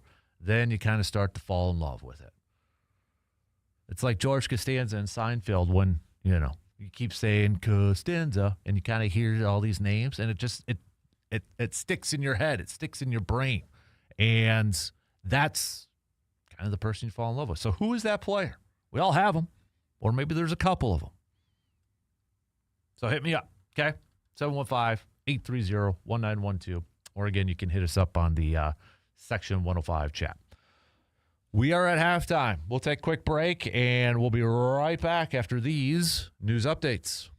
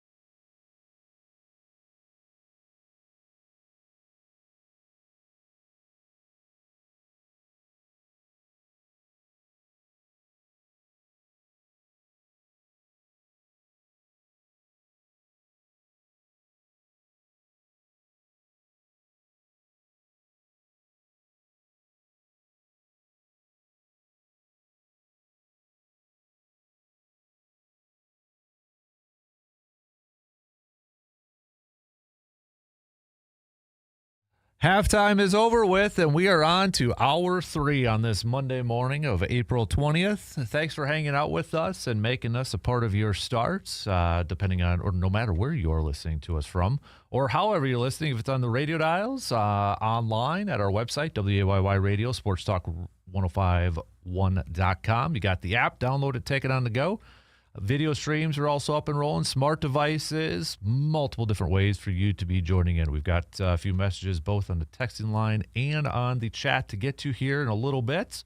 Coming up next hour, Justice Cleveland will be joining us. We'll do some local sports roundup brought to you by Carpet City Flooring Center with him. I know we got a lot going on in the high school world and such, so we'll get Justice to break it down for us. But it's also a very busy time in the blue gold world, too, as believe it or not, we've got, just a couple weeks left of softball season and such. And joining us this morning in studio is Mr. John Stanford, who is also one of our great partners for AJM Automotive, but a diehard blue gold softball fan and helping out with the program here this morning, too. What up, dude? How you Not doing? much. Just hanging out on a Monday morning. Good doing chit-chatting. Yeah, exactly. So, can you believe you only got like a couple weeks left of the regular season for softball, man? It's flown by. It's incredible how fast it goes, but we got to love this Wisconsin spring weather, so it just keeps on reminding you, we're always looking forward to that warm weather. We might get some this week. Yeah. So that'll be the good thing. Definitely. And you've got, lacrosse coming up Stevens Point coming up first, because you wrap up with Stevens Point, lacrosse, and then Stout, and then Whitewater at the end, and then you're talking WIAC conference tournament already, right? And such. I got to ask though too. You talk about that Wisconsin weather. How much of a benefit is it to be able to play your games at the beginning of the year at the Sonnentag and get those games in? I think as a level as a program, it gives us an edge, and a couple reasons why. We get a lot more true ball. We can fly balls, ground balls, but also too on a turf surface. The ball moves so much faster, and you get teams that aren't accompanied to that. I think it's a great advantage, but it's also a little bit of a disadvantage for us a little bit. Once we get back outside, we go back to the dirt and everything, and it changes things up. So exactly. We get back on a level playing field then. Tell us a little bit. I know it was a while ago, but you can't ask for a better Florida trip, right? To go undefeated down there. Exactly. Went down to played some great competition down there. Went undefeated. We were able to, I believe, if I remember correctly, we run ruled 6 of the 8 teams that we played. Girls were on fire. These girls can hit. These girls can run, and it's pretty interesting this year what they can do. So right, exactly. So you have a daughter on the team, right? Correct. Plays over there, and you've known Coach Huntington for a long time now. 20+ years. 20+ years. Cool thing was that last week she passed Ken Anderson for the most wins in a single sport in blue gold history. We already know Coach Huntington is a Hall of Famer and such, but to pass somebody like Ken Anderson, that had to be a cool thing to see. I don't know many personally, but I actually officially know a GOAT. Yeah, so right? That's true. That's true. Coach Huntington, in all aspects of what she does, she's an awesome person. That was huge. The gals are part of that. And, that's going to be a tough record to break. That one's going to be around a while. Yeah. So, congrats to her. And just think of all the lives she's touched over them 25 years and them 635 wins, that she has or whatever. It's pretty incredible. It is. And I don't think she's going to stop anytime soon, right? I asked her that question, and she just kind of ignored me. So I'll just leave that one lay. There you go. So when you look at your last couple of weeks here, I know you guys are coming off of Platteville this past weekend and such. What is it you think, Stevens Point, you got lacrosse, and then Stout and Whitewater. What is it for your team that maybe you'd like to see, or what do you think they have to do as they get ready for the WIAC conference tournament? Because we know every year that conference tournament is always tough. Living in, I guess you call it northern Wisconsin and stuff, the WIAC is probably one of the toughest D3 out there. None of these teams are slouches. You may look at records and different things on that line, but all these teams can win. And it's very gritty softball, in my opinion. I've been around softball a long time. We've played in a lot of different areas, communities. We've traveled. We've pretty much done it all in the softball world. But when you get back to the WIAC, it's tough. You could have an 0-6 record, and you still got to be worried about them because they come to play. Everybody comes to play. We just played River Falls here a couple weeks ago. Wow, I was really impressed. They don't have the best record out there, but boy, they played us hard. And they had some good pitching and some good hitting, and they were on spot. We got a little nervous there for a minute. Right? Yeah, exactly. So look at when the Blue Golds won the national championship.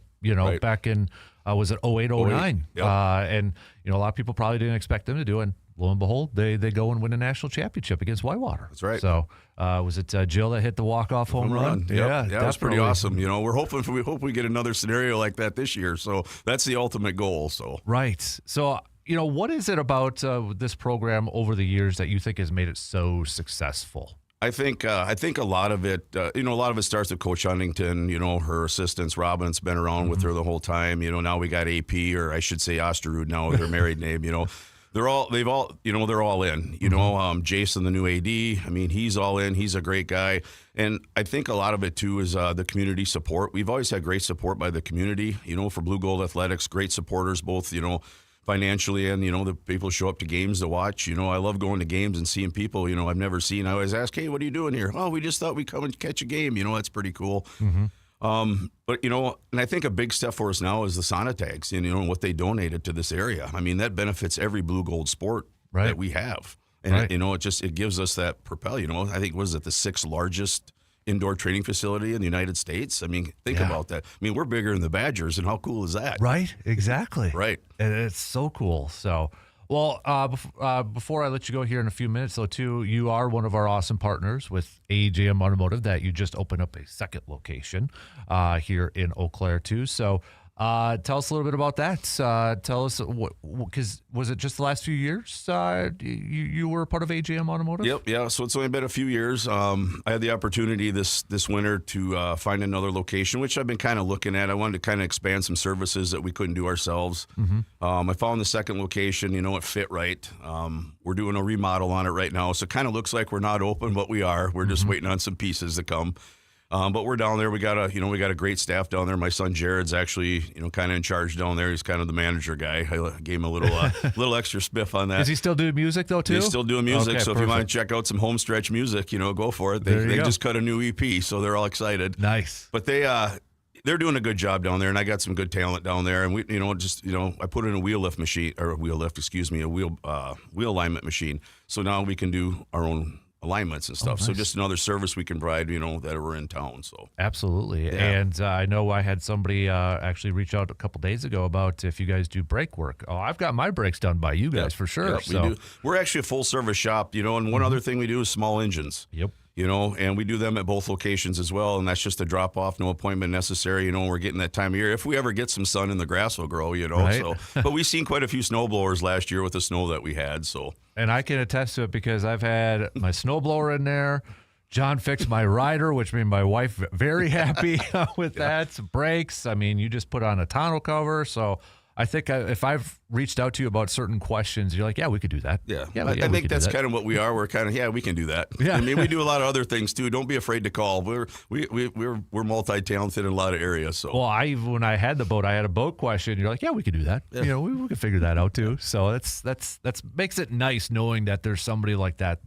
I got a guy. Right. I got a guy that's right. John. You always got to have a guy. Exactly. Right. So for Blue Gold stuff. So when you look at again for softball, as we start to wrap up the regular season, you're going to be at home coming up against Stevens Point. Now, if anybody wants to come watch, can they just come watch, pull up a lawn chair and go watch? That's the beauty about playing outside of Bollinger Field. And we got a great facility over there. There's no cost. You can bring as many people as you want. We got the whole outfield. We have bleachers on both sides. You can bring lawn chairs.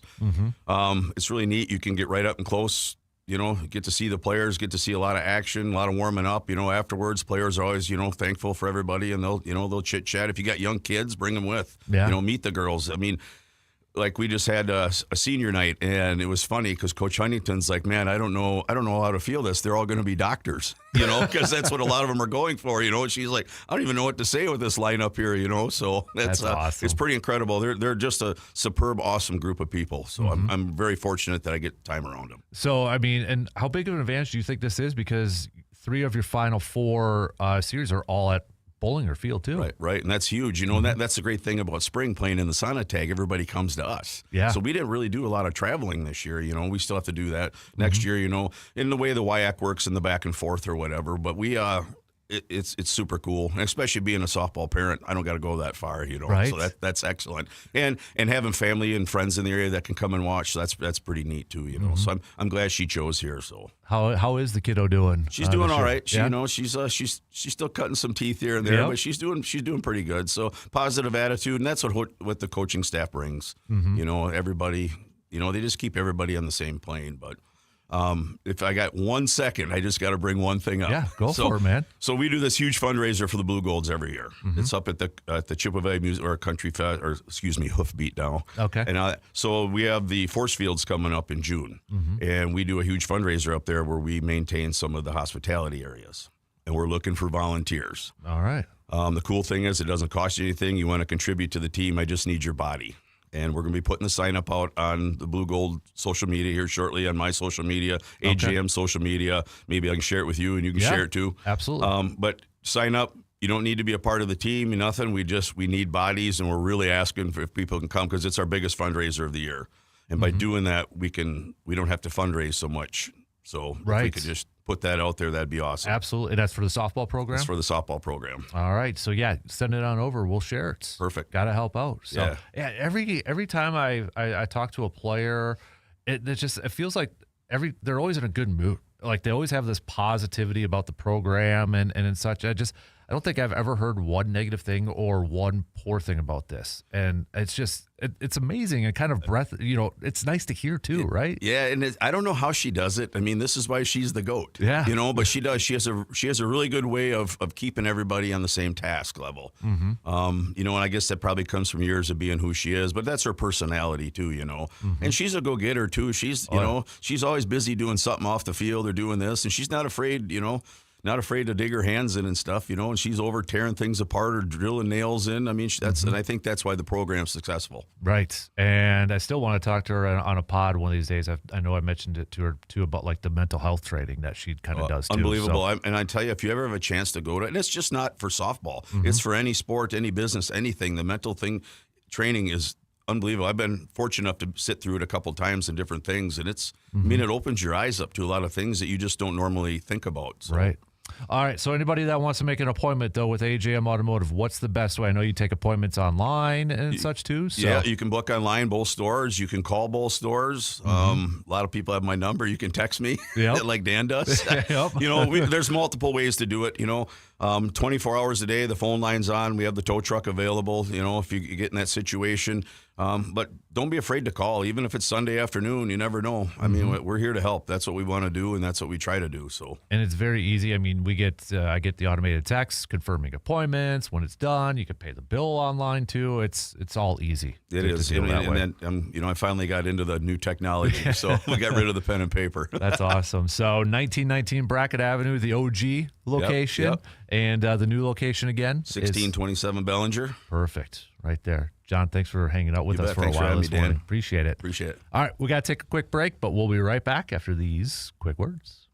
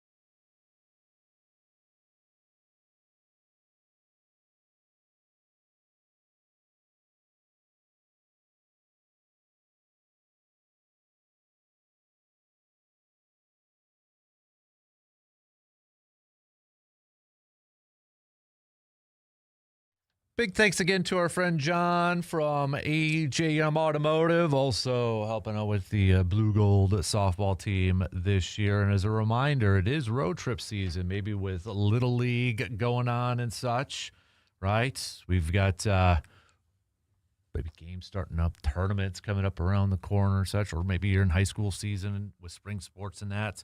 So with road trip season right around, or maybe you're planning some summer, like getting out of town, getting some of those summer vacations planned up right now. Well, you want to make sure that your vehicle is ready to go too. So before you hit the highway, make sure that your vehicle is in top shape with the help from AJM Automotive. From oil changes and tire checks to brakes and engine work, their experienced team will make sure that you are ready for wherever the road takes you. And now with 2 convenient locations in Eau Claire, getting your vehicle serviced has never been easier. Plan a trip and AJM Automotive will handle the rest. Just visit ajmautomotiveservices.com to schedule your appointment today. Let's, before we get back to some more baseball talk and NFL draft talk and such, let's talk some hoops here a little bit more. So, John Horst, there's a good piece again. Lori Nickel, fantastic reporter, writer for the Milwaukee Journal-Sentinel. And she's got a new piece out on the Milwaukee Journal-Sentinel saying what Bucks GM John Horst will be looking for in a new coach. Now, if you remember last week, Bobby Portis said, we need a Mike Budenholzer type. We need a Mike Budenholzer type of coach. Lori says we do have some clues as to what John Horst will be looking for in his coaching search, because he has talked a little bit about the way he goes about the process. Several names have surfaced as candidates since then, but Journal-Sentinel Bucks reporter Jim Ozarski highlighted 3 in his reporting: Taylor Jenkins, Sean Sweeney, and Chris Quinn.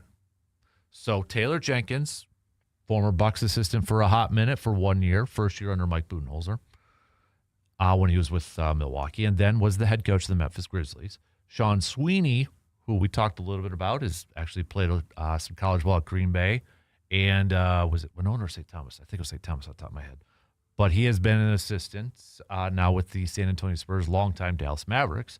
And Chris Quinn, longtime assistant under Eric Spoelstra with the Miami Heat.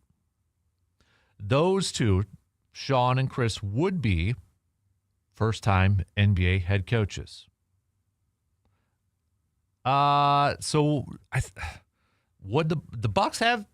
I mean, Adrian Griffin was a first-time head coach, right? He was the hire back in 2023, but obviously didn't last that long. So would the Bucks go that direction again? Would John Horst go that direction of hiring a first-time head coach? Honestly, I still feel like a lot of stuff is going to be about whether Giannis is back or not.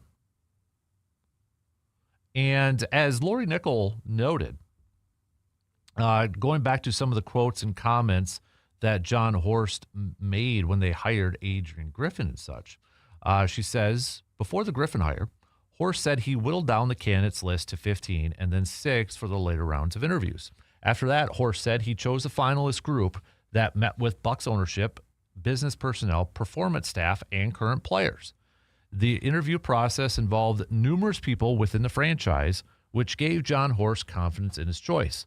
Quote, you literally talk to ushers in the arenas, to ex-teammates. You talk to ex-coaches he's coached with.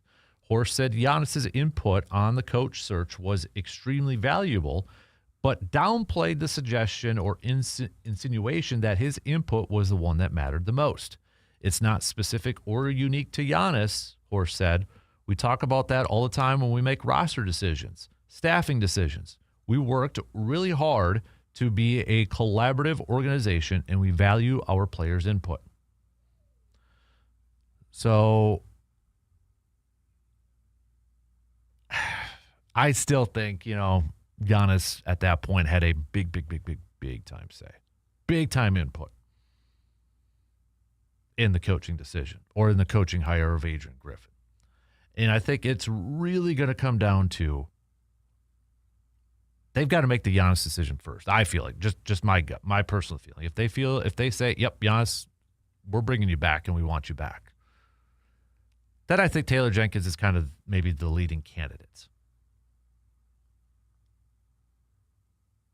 And I think the other part in this too is, okay, if these are the guys, like Chris Quinn, if he's one of the top assistants available out there, and I'm not saying he's a coach that can have, the pickings of the litter. And NBA coaching, I think, is different than a hot offensive coordinator, a.k.a. Ben Johnson for the Lions the last couple of years, was kind of picky and choosy about his options and finally chose the Bears. I don't know if the NBA's assistant coaches are kind of like that. But if it were, and if these coaches had the pick of their litter, there's definitely going to be a difference of whether Giannis is going to be on the team or not. I mean, if you are a head coach that's looking for a job and you can choose almost where you want to go, or you can choose the options that are available, it makes a big difference whether you're going to have Giannis on your team or not. And there's no question, this is a very critical hire. I feel like John Horst has got to get this one right to maybe save his job and such. Because you look at the decisions from the head coaching ranks from the last few years. Obviously, the Adrian Griffin one did not work out. Doc Rivers did not work out. Mike Budenholzer has been the head coach during this tenure of under Giannis. You have got to nail this hire correctly. And if it is these three individuals or these three players, then, or these three coaches, excuse me, my top two would be Jenkins or Chris Quinn. Just because I think Quinn has been in that spot in Miami a little bit longer. Sweeney, long time with the Mavericks. Yes, this year with the Spurs and such. But I'd probably go Jenkins and Quinn if I had to pick between those two. But I think before they can even figure out a coaching thing, you've got to figure out the Giannis situation. And Giannis also spoke, again, speaks to the media. Giannis speaks again. And he was on another podcast. And he admitted that he probably would have done things a little bit differently this past season when it came to those trade rumors. He had talked about that he would have maybe now looking back at it, he probably should have came out and maybe tried to stop all that talk or been a little bit more vocal. He told this in Goji's Garage YouTube show. I'll be honest, I've never heard about this one before, but his exact quotes were, one is that this was the first time that it was real. Yeah, it was a lot, and I'm not saying that it was real that I wanted to trade. It was just, bro, everywhere I went in the street, people would tell me, don't leave, don't do this, please stay. It was real. Back in the day when I was younger, 25, 24, they would always say this stuff. But then maybe, like a week later, it'll turn off. They would talk about a different story. This year, every day, social media, turn the TV on, First Take, ESPN, blah, blah, blah. It was Giannis, Giannis, Giannis, Giannis, Giannis. If I'd have been in that position, if I could change something, maybe I'd come out and shut it down because I think people were listening to me or people weren't listening to me. Like, Giannis, come out and ask for a trade. Giannis, come out and do this.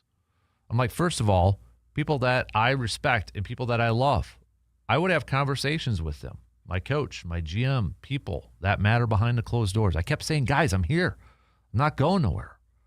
Oh, yeah, whatever, blah, blah. Giannis is going to the Knicks. Okay, 2 weeks later, I'm here. Okay, 2 weeks later, I'm here, guys. I'm locked in. I got hurt. But I'm coming back to play here. Oh, Giannis is going to Miami. They wasn't listening to what I was saying, right? So if I could turn time back, I would maybe come out a little bit earlier and say, hey, guys, this ends today.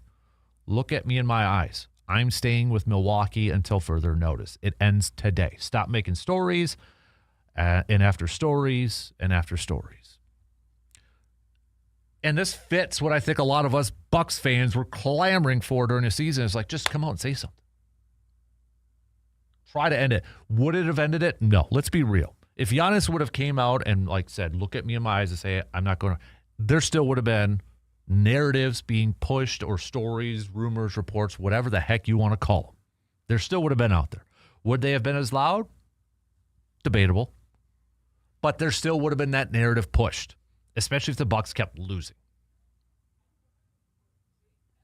But would it have made a difference maybe within the locker room, within the team, that if Giannis would have been more vocal about this? I think that's fair. That's a fair question. It's a fair what if. Because my biggest gripe throughout this whole thing during the season was his teammates had to answer. Coaches had to answer. They had to focus on that instead of focusing on getting better on the court and playing better basketball. That's just my 2 cents. All right, we got to take a quick break, but we'll be right back after these quick words.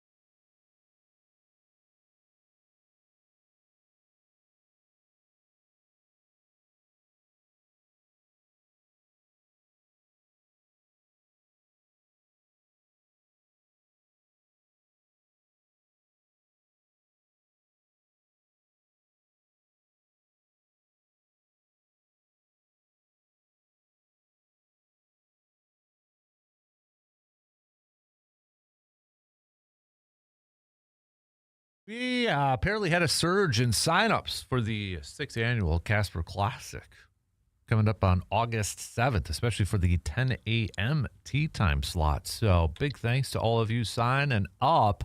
You want to get to our website, WAYYradio.com, sportstalk1051.com, or you can hit 715store.com to sign up your two-person team for the 6th annual Kasper Classic being held at Lake Hallie Golf Course this year. Everything's the same, $90 for your team. That covers your lunch. That covers some beverages, your 9 holes of golf, your cart. It's a heck of a deal. So get on in, get your team signed up. We are still looking for partners, sponsors, prize donations, and such. So if you're willing to help out with that, reach out to us, and I'll put you in give you to the proper person to talk to and such. So, but a big thanks to Meyer Construction, VFW Post 305. We've got Window World on there. Obviously, Park Ridge Distributing, Hy-Vee in Eau Claire too. So, big thanks to everybody that is already partnering up with us this year. It's going to be a good thing, helping benefit backyard dreams.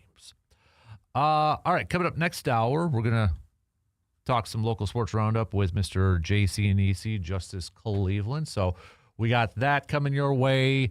We'll do a little Glory Days brought to you by Summer Jam coming up in the 9 o'clock hour here too. So baseball-wise, I mean, we really hit it up in the first hour, but again, no Brewers game today. Little off day before taking on the Detroit Tigers, and then finally getting back to another American League team coming up here. But then they've got the Pirates coming up after that. So, but who's kind of been? Let me maybe throw a little informal poll question to you all out there. From an offensive standpoint, who would you say has been the offensive MVP for the Brewers, or the offensive player of the year, player of the month for the Brewers? You got Turang, who's on that on-base streak, hitting 300. You got Contreras, who's at 301. Bowers and Sanchez have provided the power. This is a team that likes to steal a boatload of bases. They've been aggressive on the base pass. They've walked a ton. They don't strike out a lot. I mean, OPS-wise, Bryce Turang is your leader at a 1.008. Home runs, Bowers and Sanchez at 5 apiece, but Turang's got 4. Runs scored, it's Turang. RBIs is Garrett Mitchell at 17. Turang's at 14. Contreras has 22 hits. Turang's at 21. To me, it's Bryce Turang. I think, to me, the offensive player of the month so far, or the offensive player for this team, MVP, whatever we want to call it, I got to go Turang. Number 1 in OPS, 2nd in home runs, 1st in runs scored, 2nd in BA, 2nd in RBIs, 2nd in hits. I got to go Bryce Turang. This guy continues to impress. Seriously, every single year, this guy seems to just get better and better offensively. I don't know what his final numbers are going to be like at season's end. I don't know if he's going to finish as a 300 hitter. But for crying out loud, what he has done every year from a trajectory standpoint, from offensive numbers, has been remarkable. Has been awesome. You know, every year, just getting first year, rookie year, 2023, he hit 218. 585 OPS. 2024 bumps it up to a 254 average, 665 OPS. His first year, 300 slugging. Second year, 349 slugging. Third year, 435 slugging. Boosted up that average to a 288. Boosted up that on base to a 359. Boosted up that OPS to a 794. And so far this year, he's already setting career highs in average, and on base, and slugging, and OPS. I know it's only 19 games, but the guy's also been on base every single game. He's got 4 home runs already this year. He had 18 last year, 14 RBIs. He's got 17 walks, too. He's almost averaging a walk a game, 6 steals. Guy is so fun to watch as a ball player, as an overall ball player. Defensively, we know he's got it. Offensively, dude continues to get better. He is turning into a complete, and I think this is one of the best accolades or one of the best titles that you can give a baseball player. He is turning into a complete ball player right before our eyes. And he's just been getting better and better and better every year. Offensively, he is turning into a threat. Defensively, we already knew how great he was. He is a complete ball player. Absolutely complete ball player.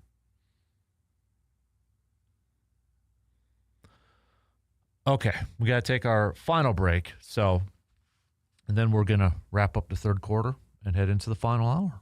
Just cruising on through, baby. Continue to send me your VFW Post 305 best and worst from the weekend. We'll get to more of those a little bit later on into the program. So I know you got some. So send those on over. Don't be shy. What was the best and what was the worst of the weekend?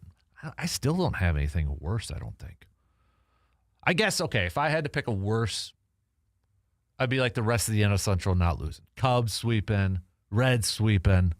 So that would probably be my worst from the weekend because, come on now. You win a series and you still fall down in the standings, for crying out loud.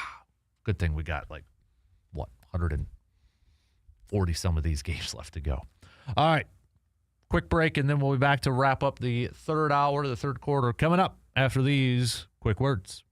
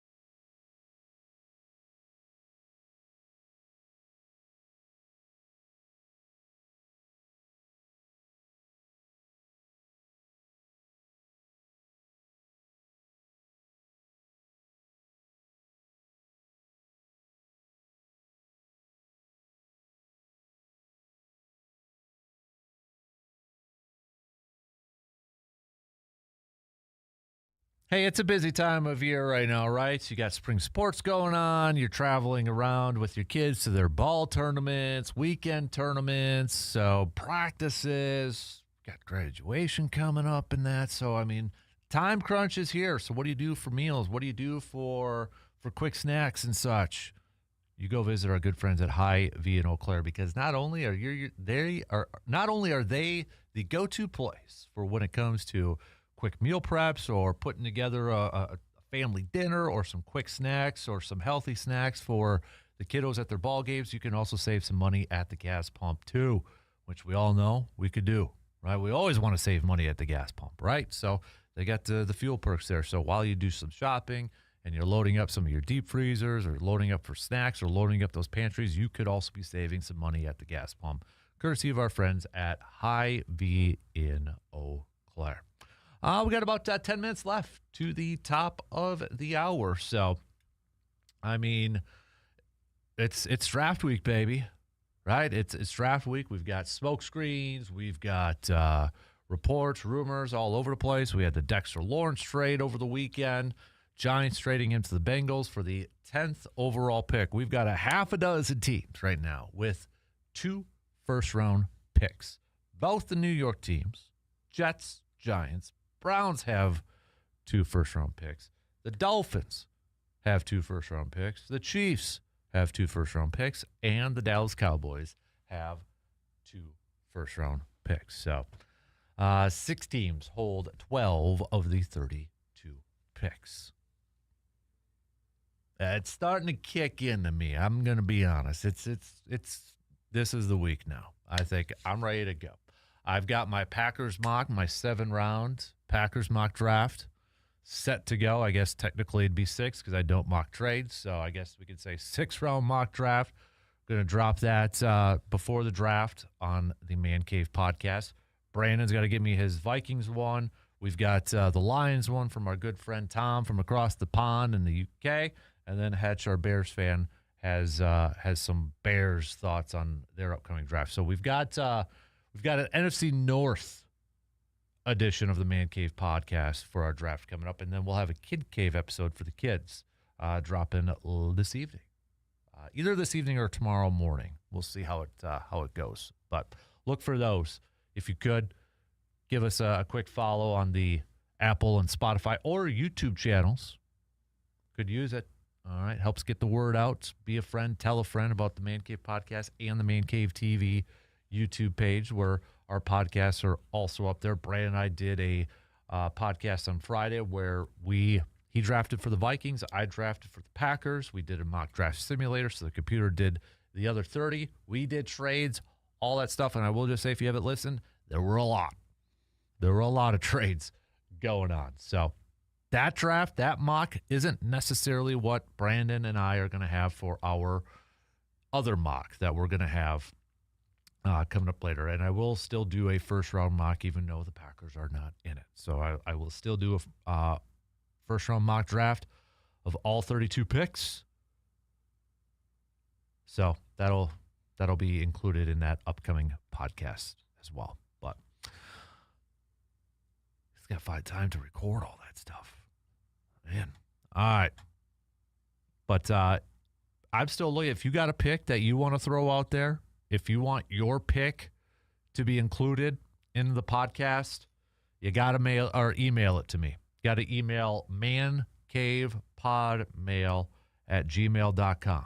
So if you've got a mock draft or you just want to say, hey, this is who I want for the draft, for my team, I don't care what team, just email it to me, because that way I could collect them all through the email, mancavepodmail@gmail.com.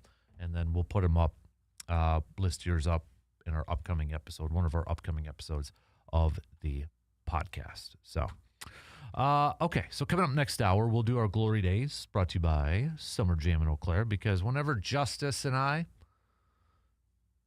get together, we tend to go down a rabbit hole and talk about some of the good old days, the glory days of some sports stuff. So that's coming up in the next hour. Speaking of justice, we'll do some local sports roundup, brought to you by Carpet City Flooring Center here in Eau Claire. We'll catch up on the latest in the high school world, Blue Gold, Stout, and such. And I know not necessarily in high school, but Thomas Longbella, golfer, former McDonald graduate, finished tied for 34th place at the ECP Brazil Open in Rio de Janeiro to open the PGA Tour Americas season. So I'm sure Justice will probably be hitting that up as well. So, but we'll cover all that coming up in the 9 o'clock hour. Continue to send me some of your VFW Post 305 best and worst of the weekend. Got a few of you. I'll just kind of lump them all together, but a few of you did mention the Badger basketball team with their three new transfer portal additions. So a few of you mentioning for worst of the weekend. You did talk about, Ben says worst was sending down Coleman Crow. I get why they did it, but still stinks. But then a couple of you also said, too, the NL Central with the Cubs sweeping the Mets and the Reds sweeping the Twins. So if you got anything else or you kind of want to piggyback off of those, hey, send those on over. All right, you can add to it if you'd like. You can add to it. Or maybe you got something from more of a local perspective, too. Maybe a local sport, or maybe your kiddo in a youth game or something like that. So send those on over. My worst, that was probably the NL Central, the rest of the NL Central. Not paving the way for the Brewers. You're supposed to pave the way for the Brewers, for crying out loud. All right? Cubs can't sweep the Mets. Reds can't sweep the Twins. That can't happen. Darn it. But it should be a fun division. If this serves as any indication on how the rest of the season is going to go, it is going to be a battle for this NL Central for the rest of the year. A big-time battle. And it's probably going to be nerve-wracking. It's going to probably be stressful. It's going to be all of that stuff. But in terms of just baseball and that, it should be pretty fun. Should be pretty fun. But a couple more texts messages to get to here. Coleman Crow was lights out, says Kevin. I'll be honest, I didn't know a whole lot about him heading into the start, but man, that guy has a ridiculous curveball. I hope that he comes back to the major league club sooner rather than later, because he definitely deserves to be in the starting rotation. And then earlier, Matt had texted about Coleman Crow's curveball was sick. I hope he has a long future for the Brewers. Yeah, if you didn't see the game, if you didn't watch it, if you didn't see highlights, whatever the case may be, that is some nasty stuff when it comes to that curveball. Because I'll be honest, too, I heard a little bit about it, and I heard a little bit about Coleman Crow, but to actually see that stuff and to see how well he was throwing that thing, whew, man, it caught me off guard. It caught me by surprise, in a good surprise, in a good way. So do yourself a favor. If you didn't see it, go look it up. That's going to be that. Can you imagine, like, if you go into a series where one day you have Mizorowski starting, and then the next day you throw at a guy like Coleman Crow who just has some filthy movement on that stuff? You go from power and gas to that. Oh.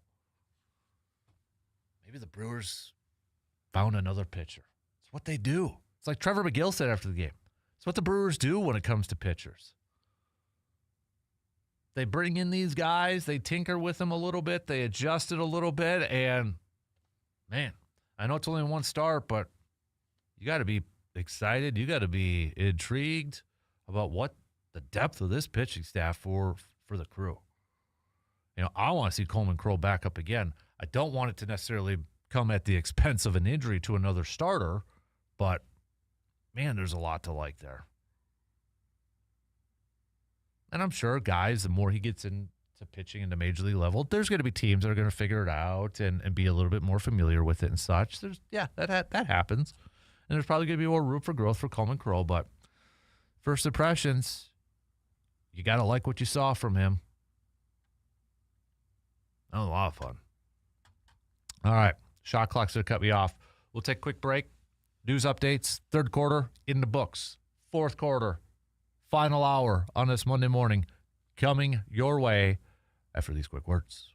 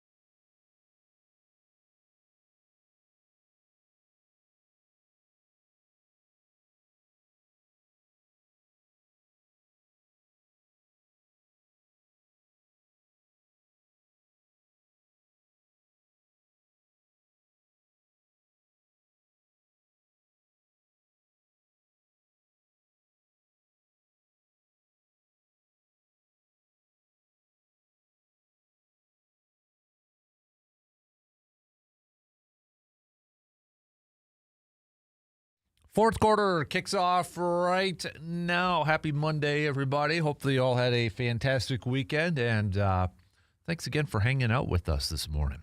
No matter where you're hanging out or wherever you're listening to us from or however you may be listening to us.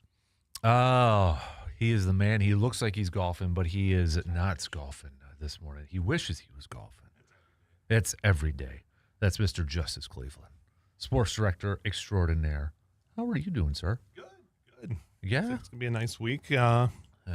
Enjoyable for some You got to preps take for- advantage of it for a couple days here coming up, right? Yeah. So you got to get it out to the course. Oh, I'll definitely be out Yeah. at some point here in the Attaboy. next couple. It's gonna. We were out. I went with Brandon last week, and it was beautiful. He said he shot his best 18. Yeah, Brandon's. I mean, he owns his swing, and Jack Nicklaus said everybody should just own your swing. He owns his swing, but he's really got good touch around the greens. He could chip just in that mid-range shot that gets a lot of us. That's actually like his bread and butter. So Okay. That's maybe a little strategy if you are a partner of Brandon. yes, right? that short game to mid game, he's got it down. So yeah, it was fun. It was it couldn't have been more perfect. It was probably like 72 degrees, no wind. I mean, it was the game never is perfect, but the weather at least was. Exactly. We're going to do some local sports coming up in a little bit, including golf. Thomas Longbella, solid Yes. performance too to open up the season. So we'll hit that up along with another busy week on hand for some of our high school teams and such. But we've got happy draft week. Yes, NFL draft indeed. week. So it may have been a little quiet leading up to it, but it is going to be louder. It's funny, so- if you compare it to last year, obviously being in Green Bay, and I'm sure for both of us, it was a hectic time, Oh, yeah. especially you guys. I think it was a lot more hectic for you than it was me. But yeah, this year it's almost like coming in with a whimper because it's just kind of, yeah, they have to. And they don't have a first And round they don't have a pick. first round pick. Yeah, exactly. So it's you had all that. Would have been interesting though if they would have traded for Micah before the draft last year. Oh my goodness. Because I think at some point you still got to bring Micah on the stage or something, right? Yeah. You got to do something to fire up the hometown crowd. Hey, we don't have a first round pick, but we got this guy. It's Micah Parsons. So, There's the potential of moving somebody or doing something still there. I'm not sure how much there's there, but they're Yeah. a team that, if you look on in history-wise, they've gotten a lot of production from anything after those first-round picks. I mean, they get, obviously, first-round production, but they've been so good at picking those later rounds. So Right. that'll be their bread and butter this year. Goody's got to have a presser, I think, this week. Tomorrow. Is it tomorrow? Tomorrow at 11 a.m., I believe. Okay. See, you get the inside sources there.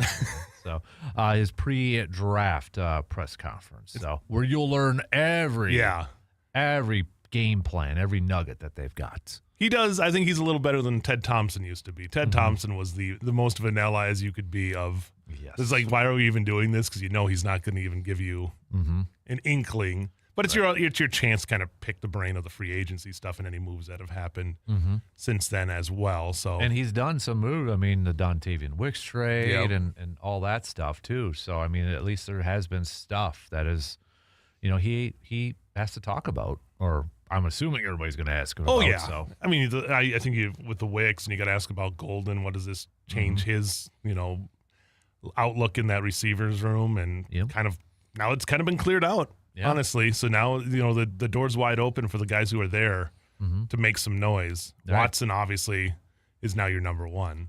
If anybody was ever number one there, I think he's got to come into the season this year. yeah, If he's healthy, which he appears to be, right. he's got to be your number one. Maybe he needs to go get his feet scanned. If you if you could ask Goody one question tomorrow, what do you think it would be? And knowing that we probably wouldn't get a truthful answer, one of them would be to me, I would have like 500 of them. But how confident is he in the backup quarterback position right now for his team? Oh, that's a good one. That's a good. I was going on the other side of the ball. It's like, what do they need to do to have confidence in that defense going into the season? Just kind of Right. knowing you probably aren't going to have Micah to start the season. Maybe you will. Who knows? With Right. the way these guys bounce back now, it's pretty amazing. But Yeah.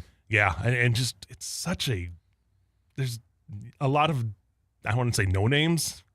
There aren't a lot of big names on that defense right now, and there's a lot of questions. So how much do they think they could shore that up in the draft? Yeah. Because it hasn't really worked the last couple of years trying to shore up the defense with. If I could get him to tell me truthfully, I'd be like, what's a bigger need, defensive tackle or corner in his opinion?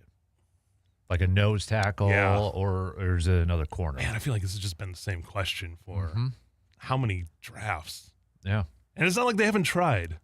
What are the chances they pick somebody from Georgia?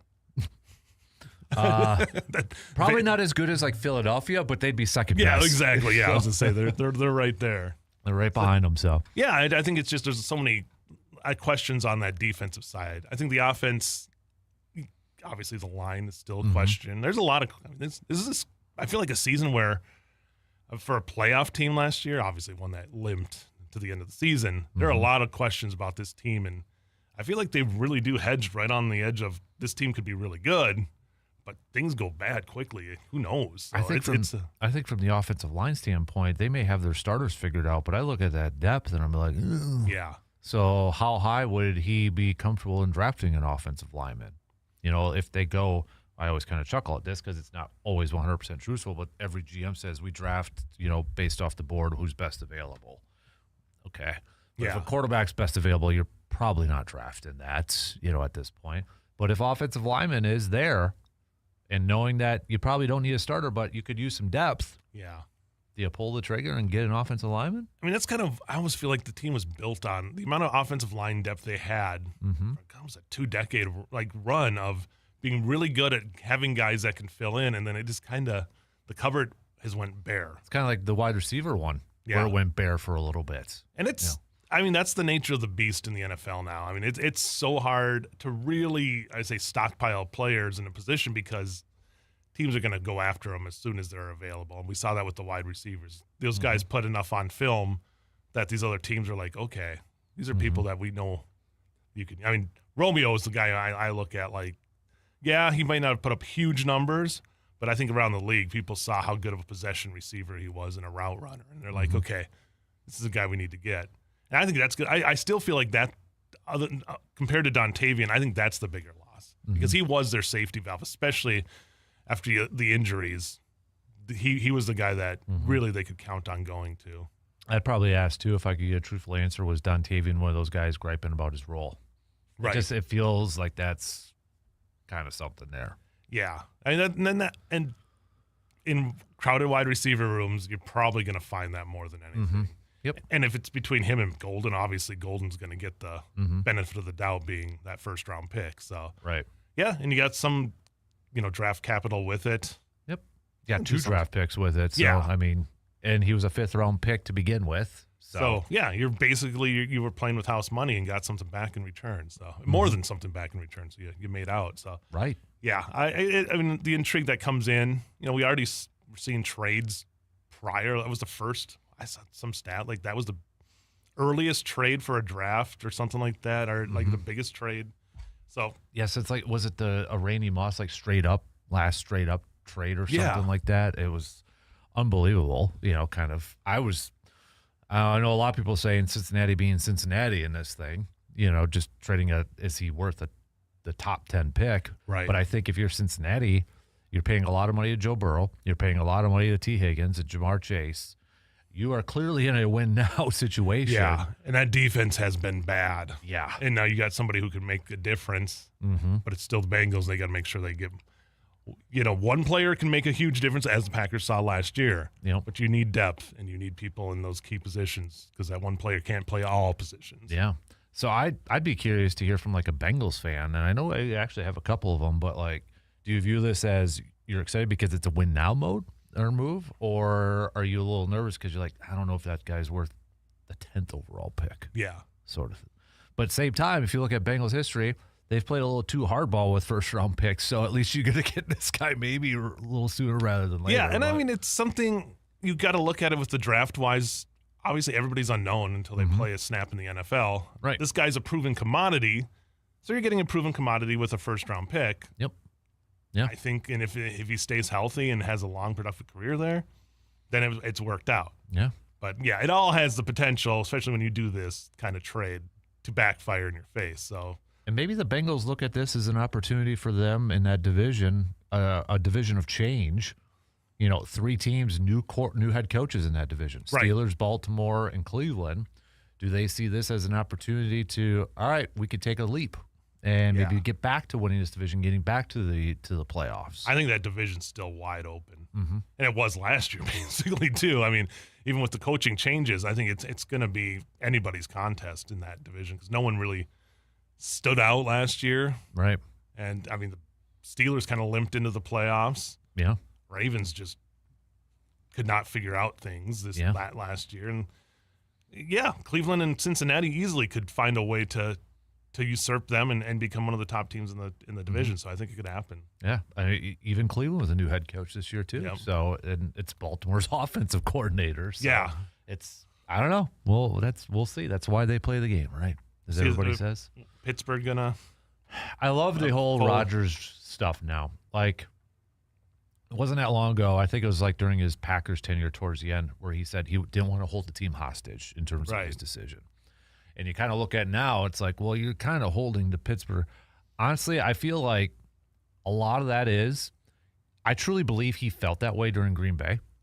Yeah. But until you get to that point in your career, your age and that, the decision becomes harder. And I don't think he realized how hard of a decision it might have been. Yeah. And he's been beat up. Mm-hmm. Those he's obviously not the quarterback he was 10 years ago. Right. Still obviously made a difference on the field for them this year, having just that field general out there. But yeah, I mean, he's going to be 43. Yeah. Well, Jeremiah Love, I used this analogy this morning. Jeremiah Love, the running back that's going to be taken, was born May 31st, 2005, a month after Aaron Rodgers was drafted. Makes me feel real old too. Right? Yeah. I mean, that to me is just it. I mean, it's amazing for the longevity and the fact but to play men of certain age, especially me, you get to that age where it's like it takes a lot more to do less than it used to. Yeah. Like you can't just wake up and do stuff. Now it's like, oh yeah, I got to make sure. I'll give a tennis analogy. I got to make sure I stretch, or I'm pulling like 5 different muscles in my legs. And I mean, he's an elite athlete, but it's there. It's like your body, you can't outrun age in time, and to make that decision to come back, it's a huge commitment, especially for somebody getting to their mid-40s. I really believe too that if they had not hired Mike McCarthy and a lot of his old former friends, like a James Campman, who Rodgers is close with, Rodgers may have called it a career already, but I think throwing that in there is making him really ponder this. Yeah. It's like, okay, we've done this before. Can we do it again? Yeah, I think you're right. I think it's one of those, despite of what you want to say happened between those two, at the end of his tenure in Green Bay between McCarthy and Rodgers, there's a rapport. Yep. And there's familiar faces, so it might be something like, okay, why not? Give it a try. But yeah, kind of that full circle moment that we all know he's, every quarterback who's had any glory, who's won a Super Bowl, wants to go out winning a Super Bowl. Yep. Having that chance. And I think this is his opportunity, but that team still has a lot of pieces they have to move to be a Super Bowl contender in my mind. So all right. So I'll tell you what, let's take a quick break. We'll do some local sports roundup brought to you by Carpet City Flooring Center. That's coming your way after these quick words.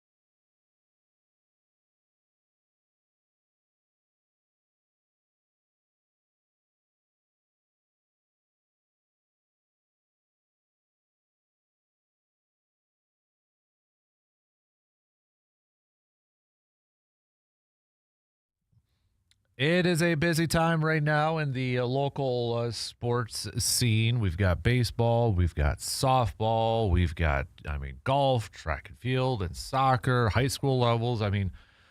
Blue Gold softball is just a couple weeks away from WIAC tournament play already. I know we get to May. That's when it starts on up. Blue Gold baseball's got a game today, and they're going to be wrapping up their season here, regular season soon too. So, you're talking about graduation being a month away right now. It's right around the corner. The spring sports season just flies. I feel like it goes quicker than any other one. Yeah. Like winter, I don't know if it's kind of drags because it's the winter season and such. And fall, they start a little bit in summer with practice and that. But, I feel like spring, it's here and gone before you know it. Yeah, and I think a lot of it's April, because April, a lot of times, either you're getting on or nothing's happening. Mm-hmm. And then you get to May and everybody's just cramming everything in. Yeah. And then playoffs start in May. Right. So, it really is just an amazingly fast season. So yeah. Get some nice weather this week. It'll be nice to be able to get some games in. Absolutely. So I know we got, some. You want to start off with high school a little bit here? Yeah, I know today there's baseballs going on. Had some rivalry games over the last week.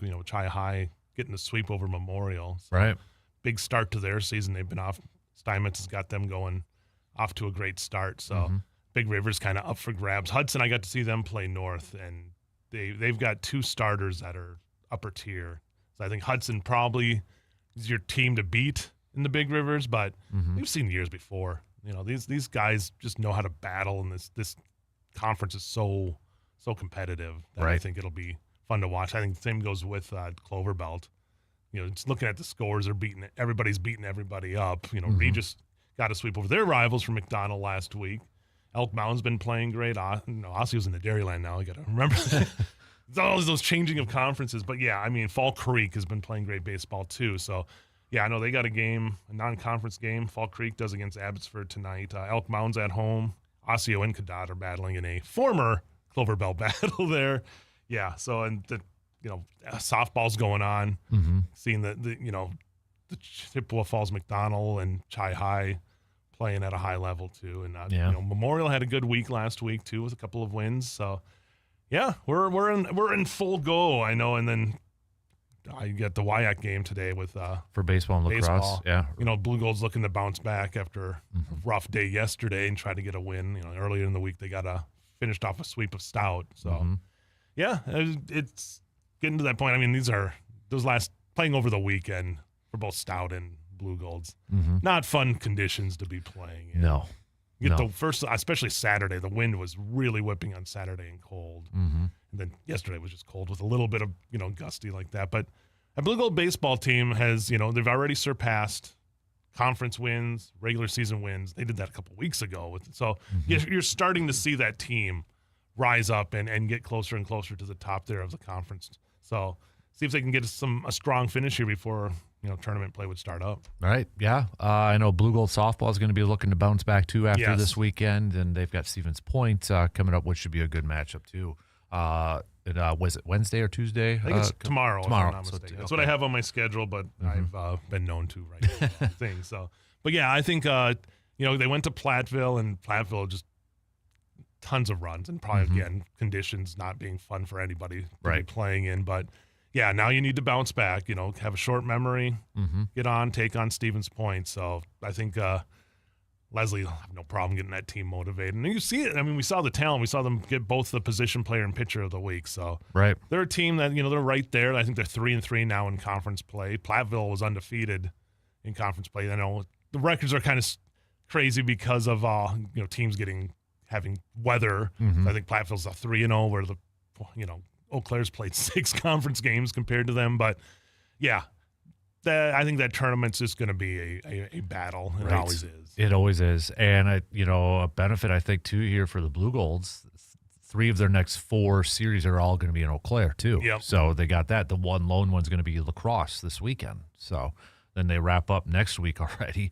Stout and Whitewater at home before WIAC conference tournament. Yeah, that's a good way to get ready, and like you said. And you're traveling to lacrosse, so it's just a day trip. Yeah. So it's a little easier that way as well. So I think it lines up pretty well for them to finish strong for the regular season. Yeah, no doubt about it. So Golf-wise, I know Thomas Longbella. You followed him for a while. Obviously, McDonald grad and such, but he was down. Was it the Rio de Janeiro? Yeah, playing in the PGA Americas. Yeah, which he did a couple of years ago. Battled injuries last couple of years. Got a temporary status for the Corn Ferry last year. That's I don't right. think he was ever 100% healthy. Mm-hmm. So seeing him come out of the gate with a great start and finish in the top 30s, make the cut. Mm-hmm. I think he's gonna, I think we're just gonna see him make some noise on that tour, and hopefully, for him, then make that step to the Corn Ferry, and like we've seen with Tyler Leach, who's had some good finishes on the Corn Ferry this year, and right. keep that area pipeline going. But I mean, to grind and keep doing it, I mean, I don't think we get an idea of just how tough when you're not even on PGA Tour, how tough that grind is for a lot of those guys. Yeah. This is, when you're on the PGAs of America Tour, you've got that dream. Mm-hmm. You got to keep it alive. And that's, you're not going out there, you're not making a lot of money doing that unless you're winning. Right. Even then, you're not making a lot of money. And it's just that you want to keep climbing that ladder. So for him, who's always been such a great now he's not even a kid anymore. He was a kid when I started covering him, but right. yeah, a great golfer. I want to see him succeed. Mm-hmm. Absolutely. From a high school standpoint, are we getting close to conference, or have we had some conference meets and stuff with golf? I know there's an invite today at Troy Byrne. Okay. So not bad. Yeah. Maybe they had a little frost this morning, probably not able to get out right away, but not a bad place for them to play. And, right. There'll be tomorrow at Whitetail, or Wednesday at Whitetail. There's a Clover Belt meet as well. Okay. So, yeah, and I know a lot of them were supposed to have. I know Black Wolf Run was supposed to host one last week, but weather obviously kind of changed a lot, and there a lot of the golfers, though, were down in the Dells playing some of those invites. But now we get into the heart of conference, and I know Hallie hosts a BRC one this week as well. Okay. So, yeah, we'll be getting a lot of that conference stuff. Tennis going on now and everything, track and field. So right, it is a busy time. It is, and what's the phrase that comes in? Was it May or I can't remember. March comes in like the lamb comes out in line. April's kind of the same way when it comes to sports. Right. Yes. Exactly. So, we got. I mean, then I know Blue Gold. We kind of touched on softball and baseball, but I mean, tennis had a good weekend for Blue Gold tennis as well. Track and field is going on, and I think we've got the home meet coming up here soon too. The Dick and Mary Johnson meet on Saturday. Yeah, so always exciting to I was there for the first one they ever had there, and like now to be able to host outdoor meets is such a big thing for the school. And especially and I know a premier program like that too. The Drake Relays are also going on this week too. So a lot of big week for track and field for the college ranks as they get tuned up for some postseason run, which we know they've always got high expectations. Oh, exactly. This whole area, we're really lucky. Between obviously Eau Claire, that certain school down south. Yeah, we can't say it. Yeah, I can't say it. We can't say it, otherwise we get yelled at. So. And the two schools to the west. Right. But yeah, I mean, it'll be fun to see who gets a chance at nationals this year. Right.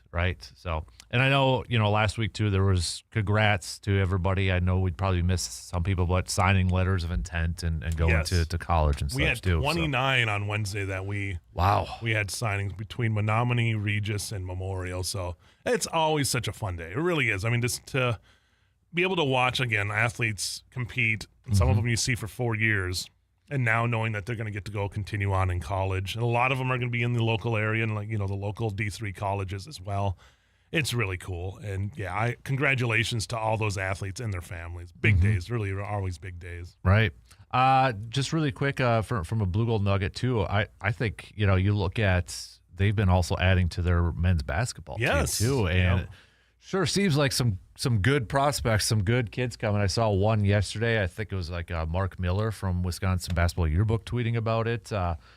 Is it Marcus Webb from Whitefish Bay? Yeah. That's coming over. So, I mean, it looks like Coach Malvik, Coach Smith, they're doing a really good job in year 2 of the recruiting class. Yeah, I mean, they've been putting on the miles, I'm sure. Yeah. In the last, you start that team that has so much potential, and, you got some younger guys returning that his first class. Yep. Now you add to this class. The WIAC was so competitive in both the women's and men's side for basketball. I expect the same coming up this year in both teams. Right. be battling right there. Yeah, I mean, this Noah kid's from De Pere, which we know Coach Zach's got the He's into got the De Pere. pipeline there. Yeah. Exactly. So it seems like another good weekend for recruits coming to that men's basketball And it's team, fun so. to see, like, now in the days of social media here, of kind of get an idea of, like, who's going to be on the roster. Because it used to be you didn't really know until the next school year if you were lucky. Yeah, or exactly. until they released the roster, like, Yep. before their first game. So now to kind of have a clue of, like, okay, you can see this guy, do a little research and figure out what they did in high school. And yeah, it looks like they've got some key guys coming in here. Absolutely. All right, that's your local sports roundup brought to you by Carpet City Flooring Center. We're going to take a quick break. Plenty more to get to. Let's talk some baseball coming up here, too, All right. with the Brewers. Not too often do you win a series and then you kind of fall in the standings. But that's kind of what happened this NL week. Central. Talk about, we were talking about the WIAC. The NL Central's right there. Exactly. So we'll be right back after these quick words.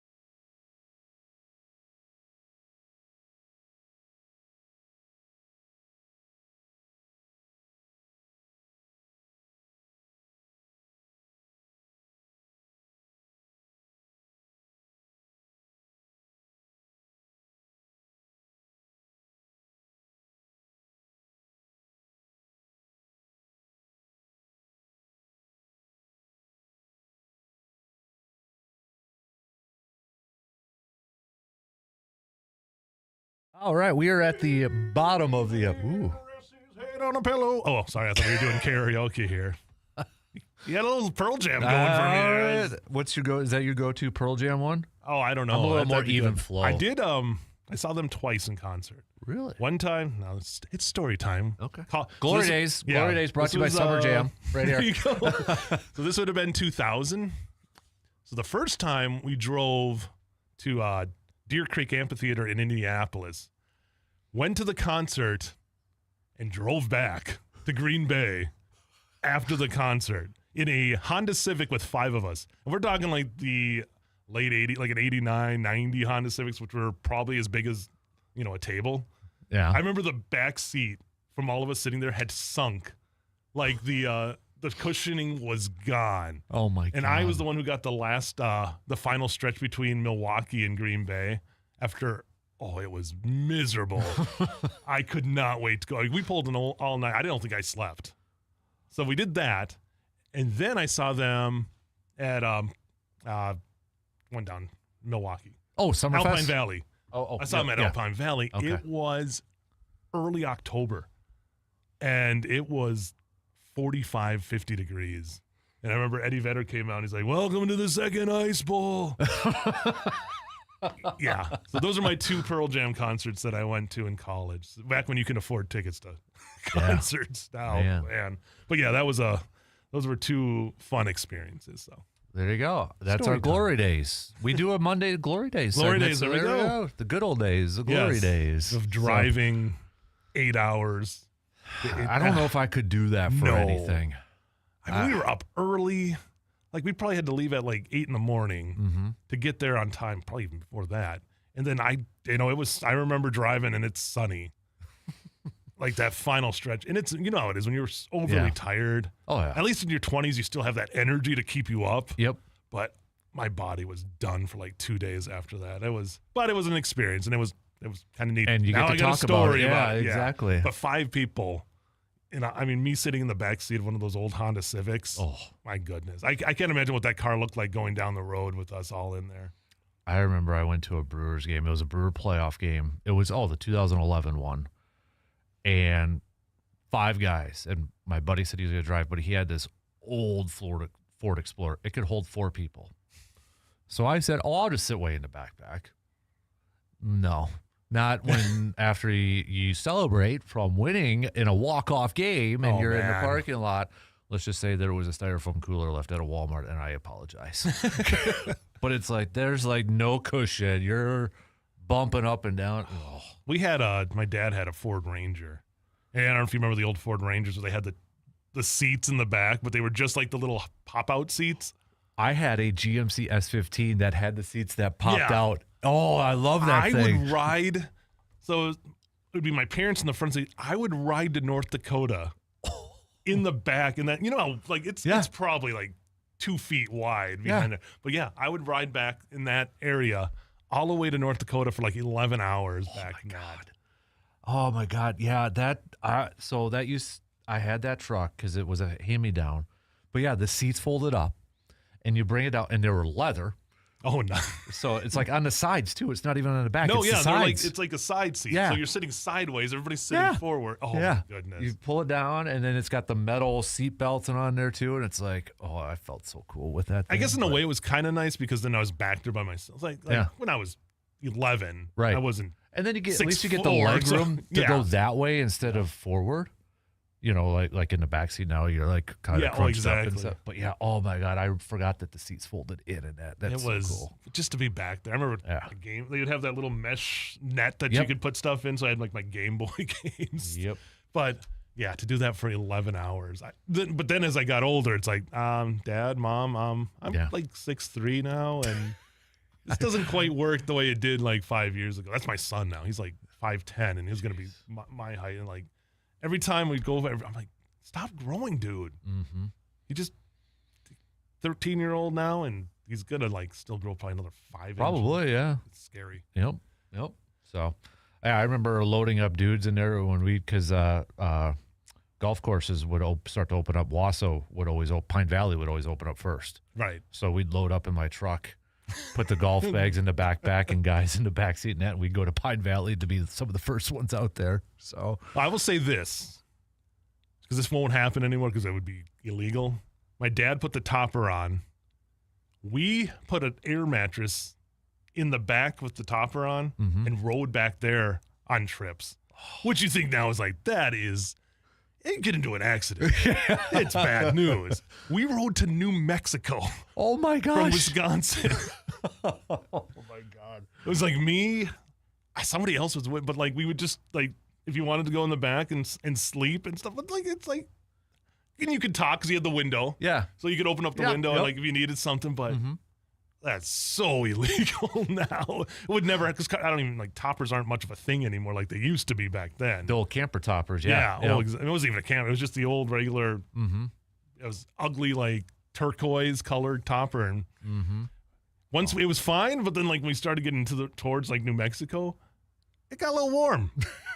There's no air conditioning. Like, you could open up the little side windows that they had, but my goodness. Oh, my God. That's awesome. The way we were able to live back then. We lived. We rode in the back. Let me guess, you drank from a hose, too, back in the day. Yeah, of course. I'd survive that. Yeah, exactly. So, yeah, that I still, like, tell my parents, I'm like, yeah, now, if you tried that, you'd get in deep trouble. But, like, back then, it was like, because we used to ride in the back of trucks. Yeah.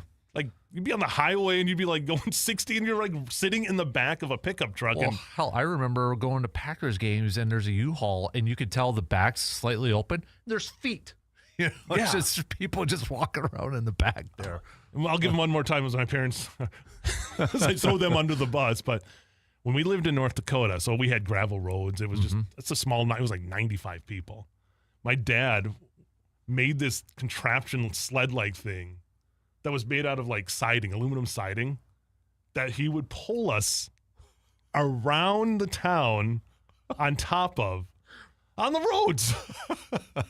Like, and not even, no one would think anything, no one's batting an eye as we're like going down the road at like 15, holding on to this. We're like 9 years, not even, I think I was probably like 8 or 9 years old. Oh my gosh. Just the stuff that was like, you generally like didn't even think was wrong. Now you look at like, if I did that in Eau Claire, that would be like the top. Well, first it'd be sports guys pull kids on. Right. Well, yeah, like it would never fly anywhere now. Our friend Philly fan Dave, who's a state patrolman, is probably just like shaking his head right now. Oh, like, I know.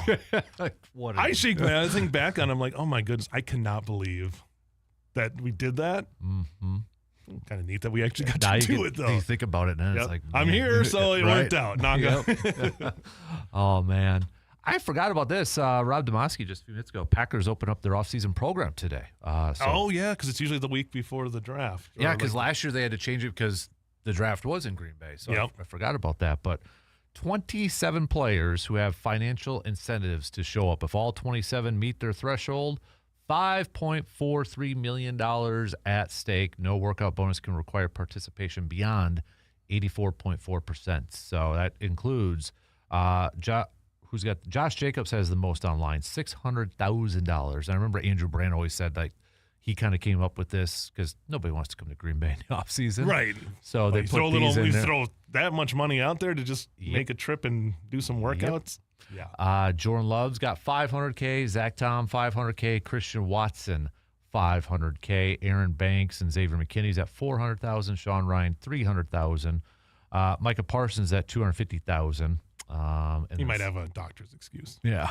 Sky Moore, $115,000. Even the long snappers got something at stake, $15,000 for Matt Orzak. Yeah, want to pay me $15,000 to just spend a few days in Green Bay, I'm all for it. I'm for that too. Tucker Kraft's got $50,000 at stake here. So, but yeah, it's funny just to think of like $500,000 to show up for a couple days and work out. Now, if you're like a GM, I suppose you want those guys to learn everything. You probably want like a check-in, I would assume, yeah, just to see these guys, just to make sure, especially guys, because now everybody works out on their own. Right. So do you tell somebody you probably don't think is going to make the roster but you can really tell them not to show up? Right. Yeah. Yeah. The collusion thing. Yeah, exactly. Like, hey, you you don't have to show up. And then he's like, wait a second. Mm-hmm. Yeah. Yeah. And I think that's obviously, you can see like where they gave the big amounts to Right. those big guys or highest paid players, if you will. So, but yeah, I think Micah could even still show up. He just doesn't have to do anything. Right. He just does his rehab and stuff there. Goes Right. to meetings. Obviously, I think that's more of what you're getting out of this. So The on-field stuff or anything like that isn't really. So you know what this means, though. Get ready for when like Jordan Love isn't there or somebody else isn't there, and people are like pissed. Yeah. Fans are upset now. Like, Well, we got dude's got to show up, man. Yeah, I mean, Rodgers, even Favre back in the day, like, Mm-hmm. yeah, they weren't showing up to everyone. So, Dave actually texted and said, "I am in fact shaking my head." So, no, it's deserved. It's deserved. That's what happens when you live in a small town in the middle of North Dakota. yep. Oh man, that's awesome. I don't think we had seatbelt laws until I was like 11 years old in North Dakota at that point. So, Oh man. All right. We got to take a quick break and we're going to wrap it up. We've got some picks and some prediction. I'm going to ask Justice, what position do you think Green Bay's going to draft first? all right. Draft.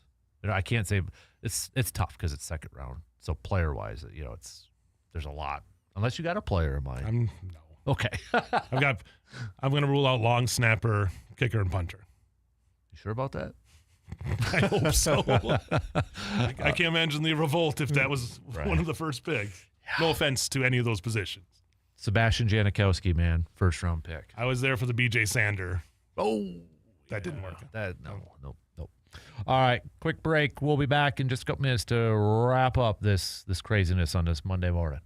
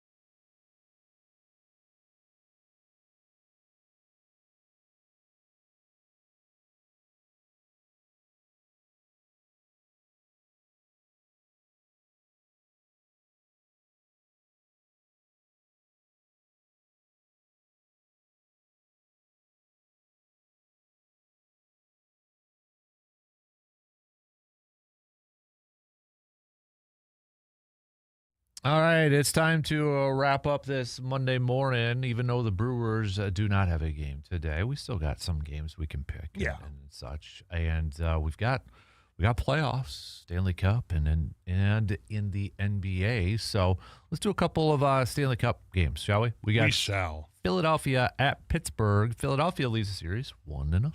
The Battle of Pennsylvania. Mm-hmm. I'll go Penguins. I think they tied up. I'll go with the fighting. That's one I would like to see go all the way. Just to have that kind of in-state rivalry going on. Mm-hmm. Ottawa versus Carolina. Carolina leads 1-0. Probably Carolina, but I'm going to give Ottawa. Oh, okay. Just going to give them a little Canadian love. I'm going to go Carolina. Let's go this one. It's first game up, Anaheim and Edmonton. The fighting Ty Embersons. Mm-hmm. Yeah. Anaheim, I can't get used to those orange uniforms. I do appreciate they still have the logo of the duck in that. Yeah, they kind of went back to that. But, the orange just throws me off every time I see it.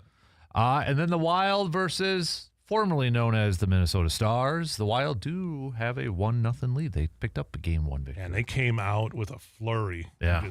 They were flying around the ice there in that Game 1. So, obviously, Stars are going to want to get one on their home ice. Yep. People are going to be mad if I pick the Stars. It's hard to win 2 in a row on somebody else's home ice. I'm picking the Stars, so you could be. I think the Stars, I would love to see the Wild take a 2-0 lead home. Would be great. Yep. I just think the Stars are going to come out after kind of getting trounced and it'll go to overtime because 99% of the games I see for the Wild, usually when I'm working, go to overtime. So if I'm working and the Wild are playing, there's a good chance it's going to OT. Yeah. Yeah, I'm going to go Stars, though, too, so everybody can be mad at us. Yeah, you can be mad, but we're just being realistic. Yep. Let's go to the NBA. We've got Toronto, Cleveland. Cleveland leads this series. I'll go Cleveland. Yeah, I'll go with Cleveland, too. Atlanta and New York. New York picked up a Game 1 victory. I think New York, too. New York. And then Minnesota at Denver. Denver picked up a Game 1 victory. How about I'll go to make the Minnesota fans. I'm going to go with the T-Wolves here. Because I'm getting that loss there. They would like to come back home with the series tied up at 1 apiece. So I'll go Minnesota. The T-Wolves get the win. I'm going to go Timberwolves, too. Jokic can't have a triple-double, though. I think that. And Murray can't go off like he did. You got to control. You can have one of those guys go off. I don't know if you can have both those guys go off and still get the victory. Yeah, I agree. All right, some baseball games here. We've got the Tigers taking on Boston. Tigers will start a series with the Brewers tomorrow, but they got to wrap up against Boston this morning. Anybody got a starter? We've got Jack Flaherty and Sonny Gray. That's a good matchup there. Yeah. Let's go Tigers.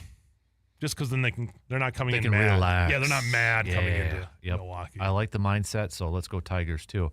How about Houston versus Cleveland? I don't think it really matters pitching wise. Let's go. So. We'll go I'll keep my Cleveland streak going here. Cleveland rocks. We'll go with Cleveland. Exactly. Cincinnati versus Tampa Bay. Rhett Lauder for Cincinnati. Undecided for Tampa Bay, it says. Reds are playing really good baseball, and I feel like they're just going to keep that craziness at the top of the Central going. By the way, we never even talked about the Brewers. We got on a tangent. I got so sidetracked. I just realized when I said that, I'm like, oh, here we go. And my apologies. I'm going Tampa, though. I'll go Tampa. So let's go St. Louis, Miami. Go St. Louis is playing well, too. Yeah. That's the thing. It's hard for me to pick Miami. I'll go St. Louis. I just don't. Screw it, I'll go Miami just because somebody's got to lose. Atlanta, Washington. Atlanta, they're just playing really well. Baltimore and Kansas City. Kansas City's not playing well so far this year. But Seth Lugo's on the mound. So we'll go KC. I think Royals will pick up the win. Can the Philadelphia Phillies pick up a flipping win? They're going up against Chicago. Aaron Nola versus Colin Ray. That's a good. I'll go the Phillies. Please, Phillies, win. I don't know. Please. Everybody in the Central just keeps on winning. Dodgers, Colorado. Dodgers, yeah. Toronto and Angels. Toronto. Athletics versus Seattle. That could actually be a good series. Athletics are 500 right now. Seattle's under 500. So I'll go Seattle just because I cannot support the Athletics. Okay. For anything that they're doing. I'm going to go Seattle too. So let's go. Okay, position-wise, what's the first position Green Bay picks in the draft? Whether it is at 52, whether they move up or move back. Let's go. I'm going crazy here, but probably a defensive lineman. I thought really you were going to go crazy. No. Bold prediction time. So, okay. So we got a few minutes left Brewers-wise. Yes. They do go 2 out of 3, but they do fall in the standings. Coleman Crow looked odd. If you like curveballs and breaking balls, that dude's got something there on Friday. We saw that. So, but they're kind of weathering the storm right now, right? While all these injuries are going on for this team. You can stay around 500 or a couple games above 500. I think you're going to be fine until you get everybody back. And that's baseball. It's a long season, but I always say if you're right around 500, if you're above 500, you've got a chance. Because every team's going to have their ebbs and flow. So I think they're, I've liked the grittiness that they played the last few games, and it's a small ball. I love it. I know there's a lot of people that don't like bunting, but when you can manufacture a run like they did, like you're playing like MVP baseball back in the day and bunt 3 times and get somebody to come in, I'm all for it. Because it can't be all about home runs, especially with this team, because they're not going to be able to do that. You're going to get your home runs, but the fact that they hit the ball to the opposite field, it's everything I like about a baseball team. Like I love seeing everything in play instead of just, hey, the stats say you got to try for a home run here. Well, look at these numbers. They are tied for the most walks. Yep. They are 11th in fewest strikeouts. They walk a ton. Right. They walk a ton. But also, what was the stat from Buster Olney here that I wanted to bring up here? While you're doing that, I'll say Contreras, number 2 in challenge success rate. Salvador Perez, number 1. I think Salvador got like half of those in one game. Right. It makes sense that catchers are kind of dominating this, right? From that standpoint. Buster Olney said Brewers hitters are tied for first among 30 teams in walks, and they have just 178 strikeouts, tied for the 11th fewest. But the other one I was going to go through was up there, league leader in steals, too. Yeah. So they're getting on base. They're not striking out. They'll take those free bases, but then they're stealing and they're being aggressive. Yeah, they find a way. I mean, obviously you had the 6-game losing streak. They weren't finding a way every time. And then yesterday, I think the Miz just kind of had that first inning, it was. Yep.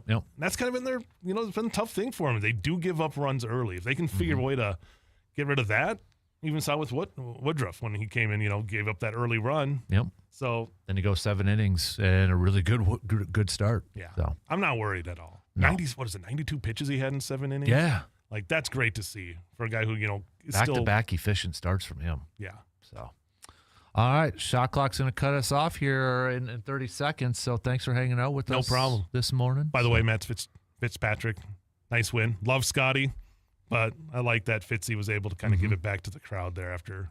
We were. They thought it was Hacksaw Jim Duggan versus the Iron Sheik or something there for. Oh, really quick. Somebody's going to be wondering. WrestleMania, really quick thoughts? Didn't watch. Did not Out of watch. protest, or I'm kind of done with the WWE right now. I'm an AEW guy now. That's funny because Brandon kind of said the same thing on Friday. He's like, no. There's no interest. All right. There you have it. You guys are my We two can go go-to deeper guys. on a different day. All right. Sounds good, man. Sounds good. Have a good week, buddy. Thank you. You too. Have a good rest of your day, everybody. We'll be back tomorrow morning. Same place, same time. We'll see you then.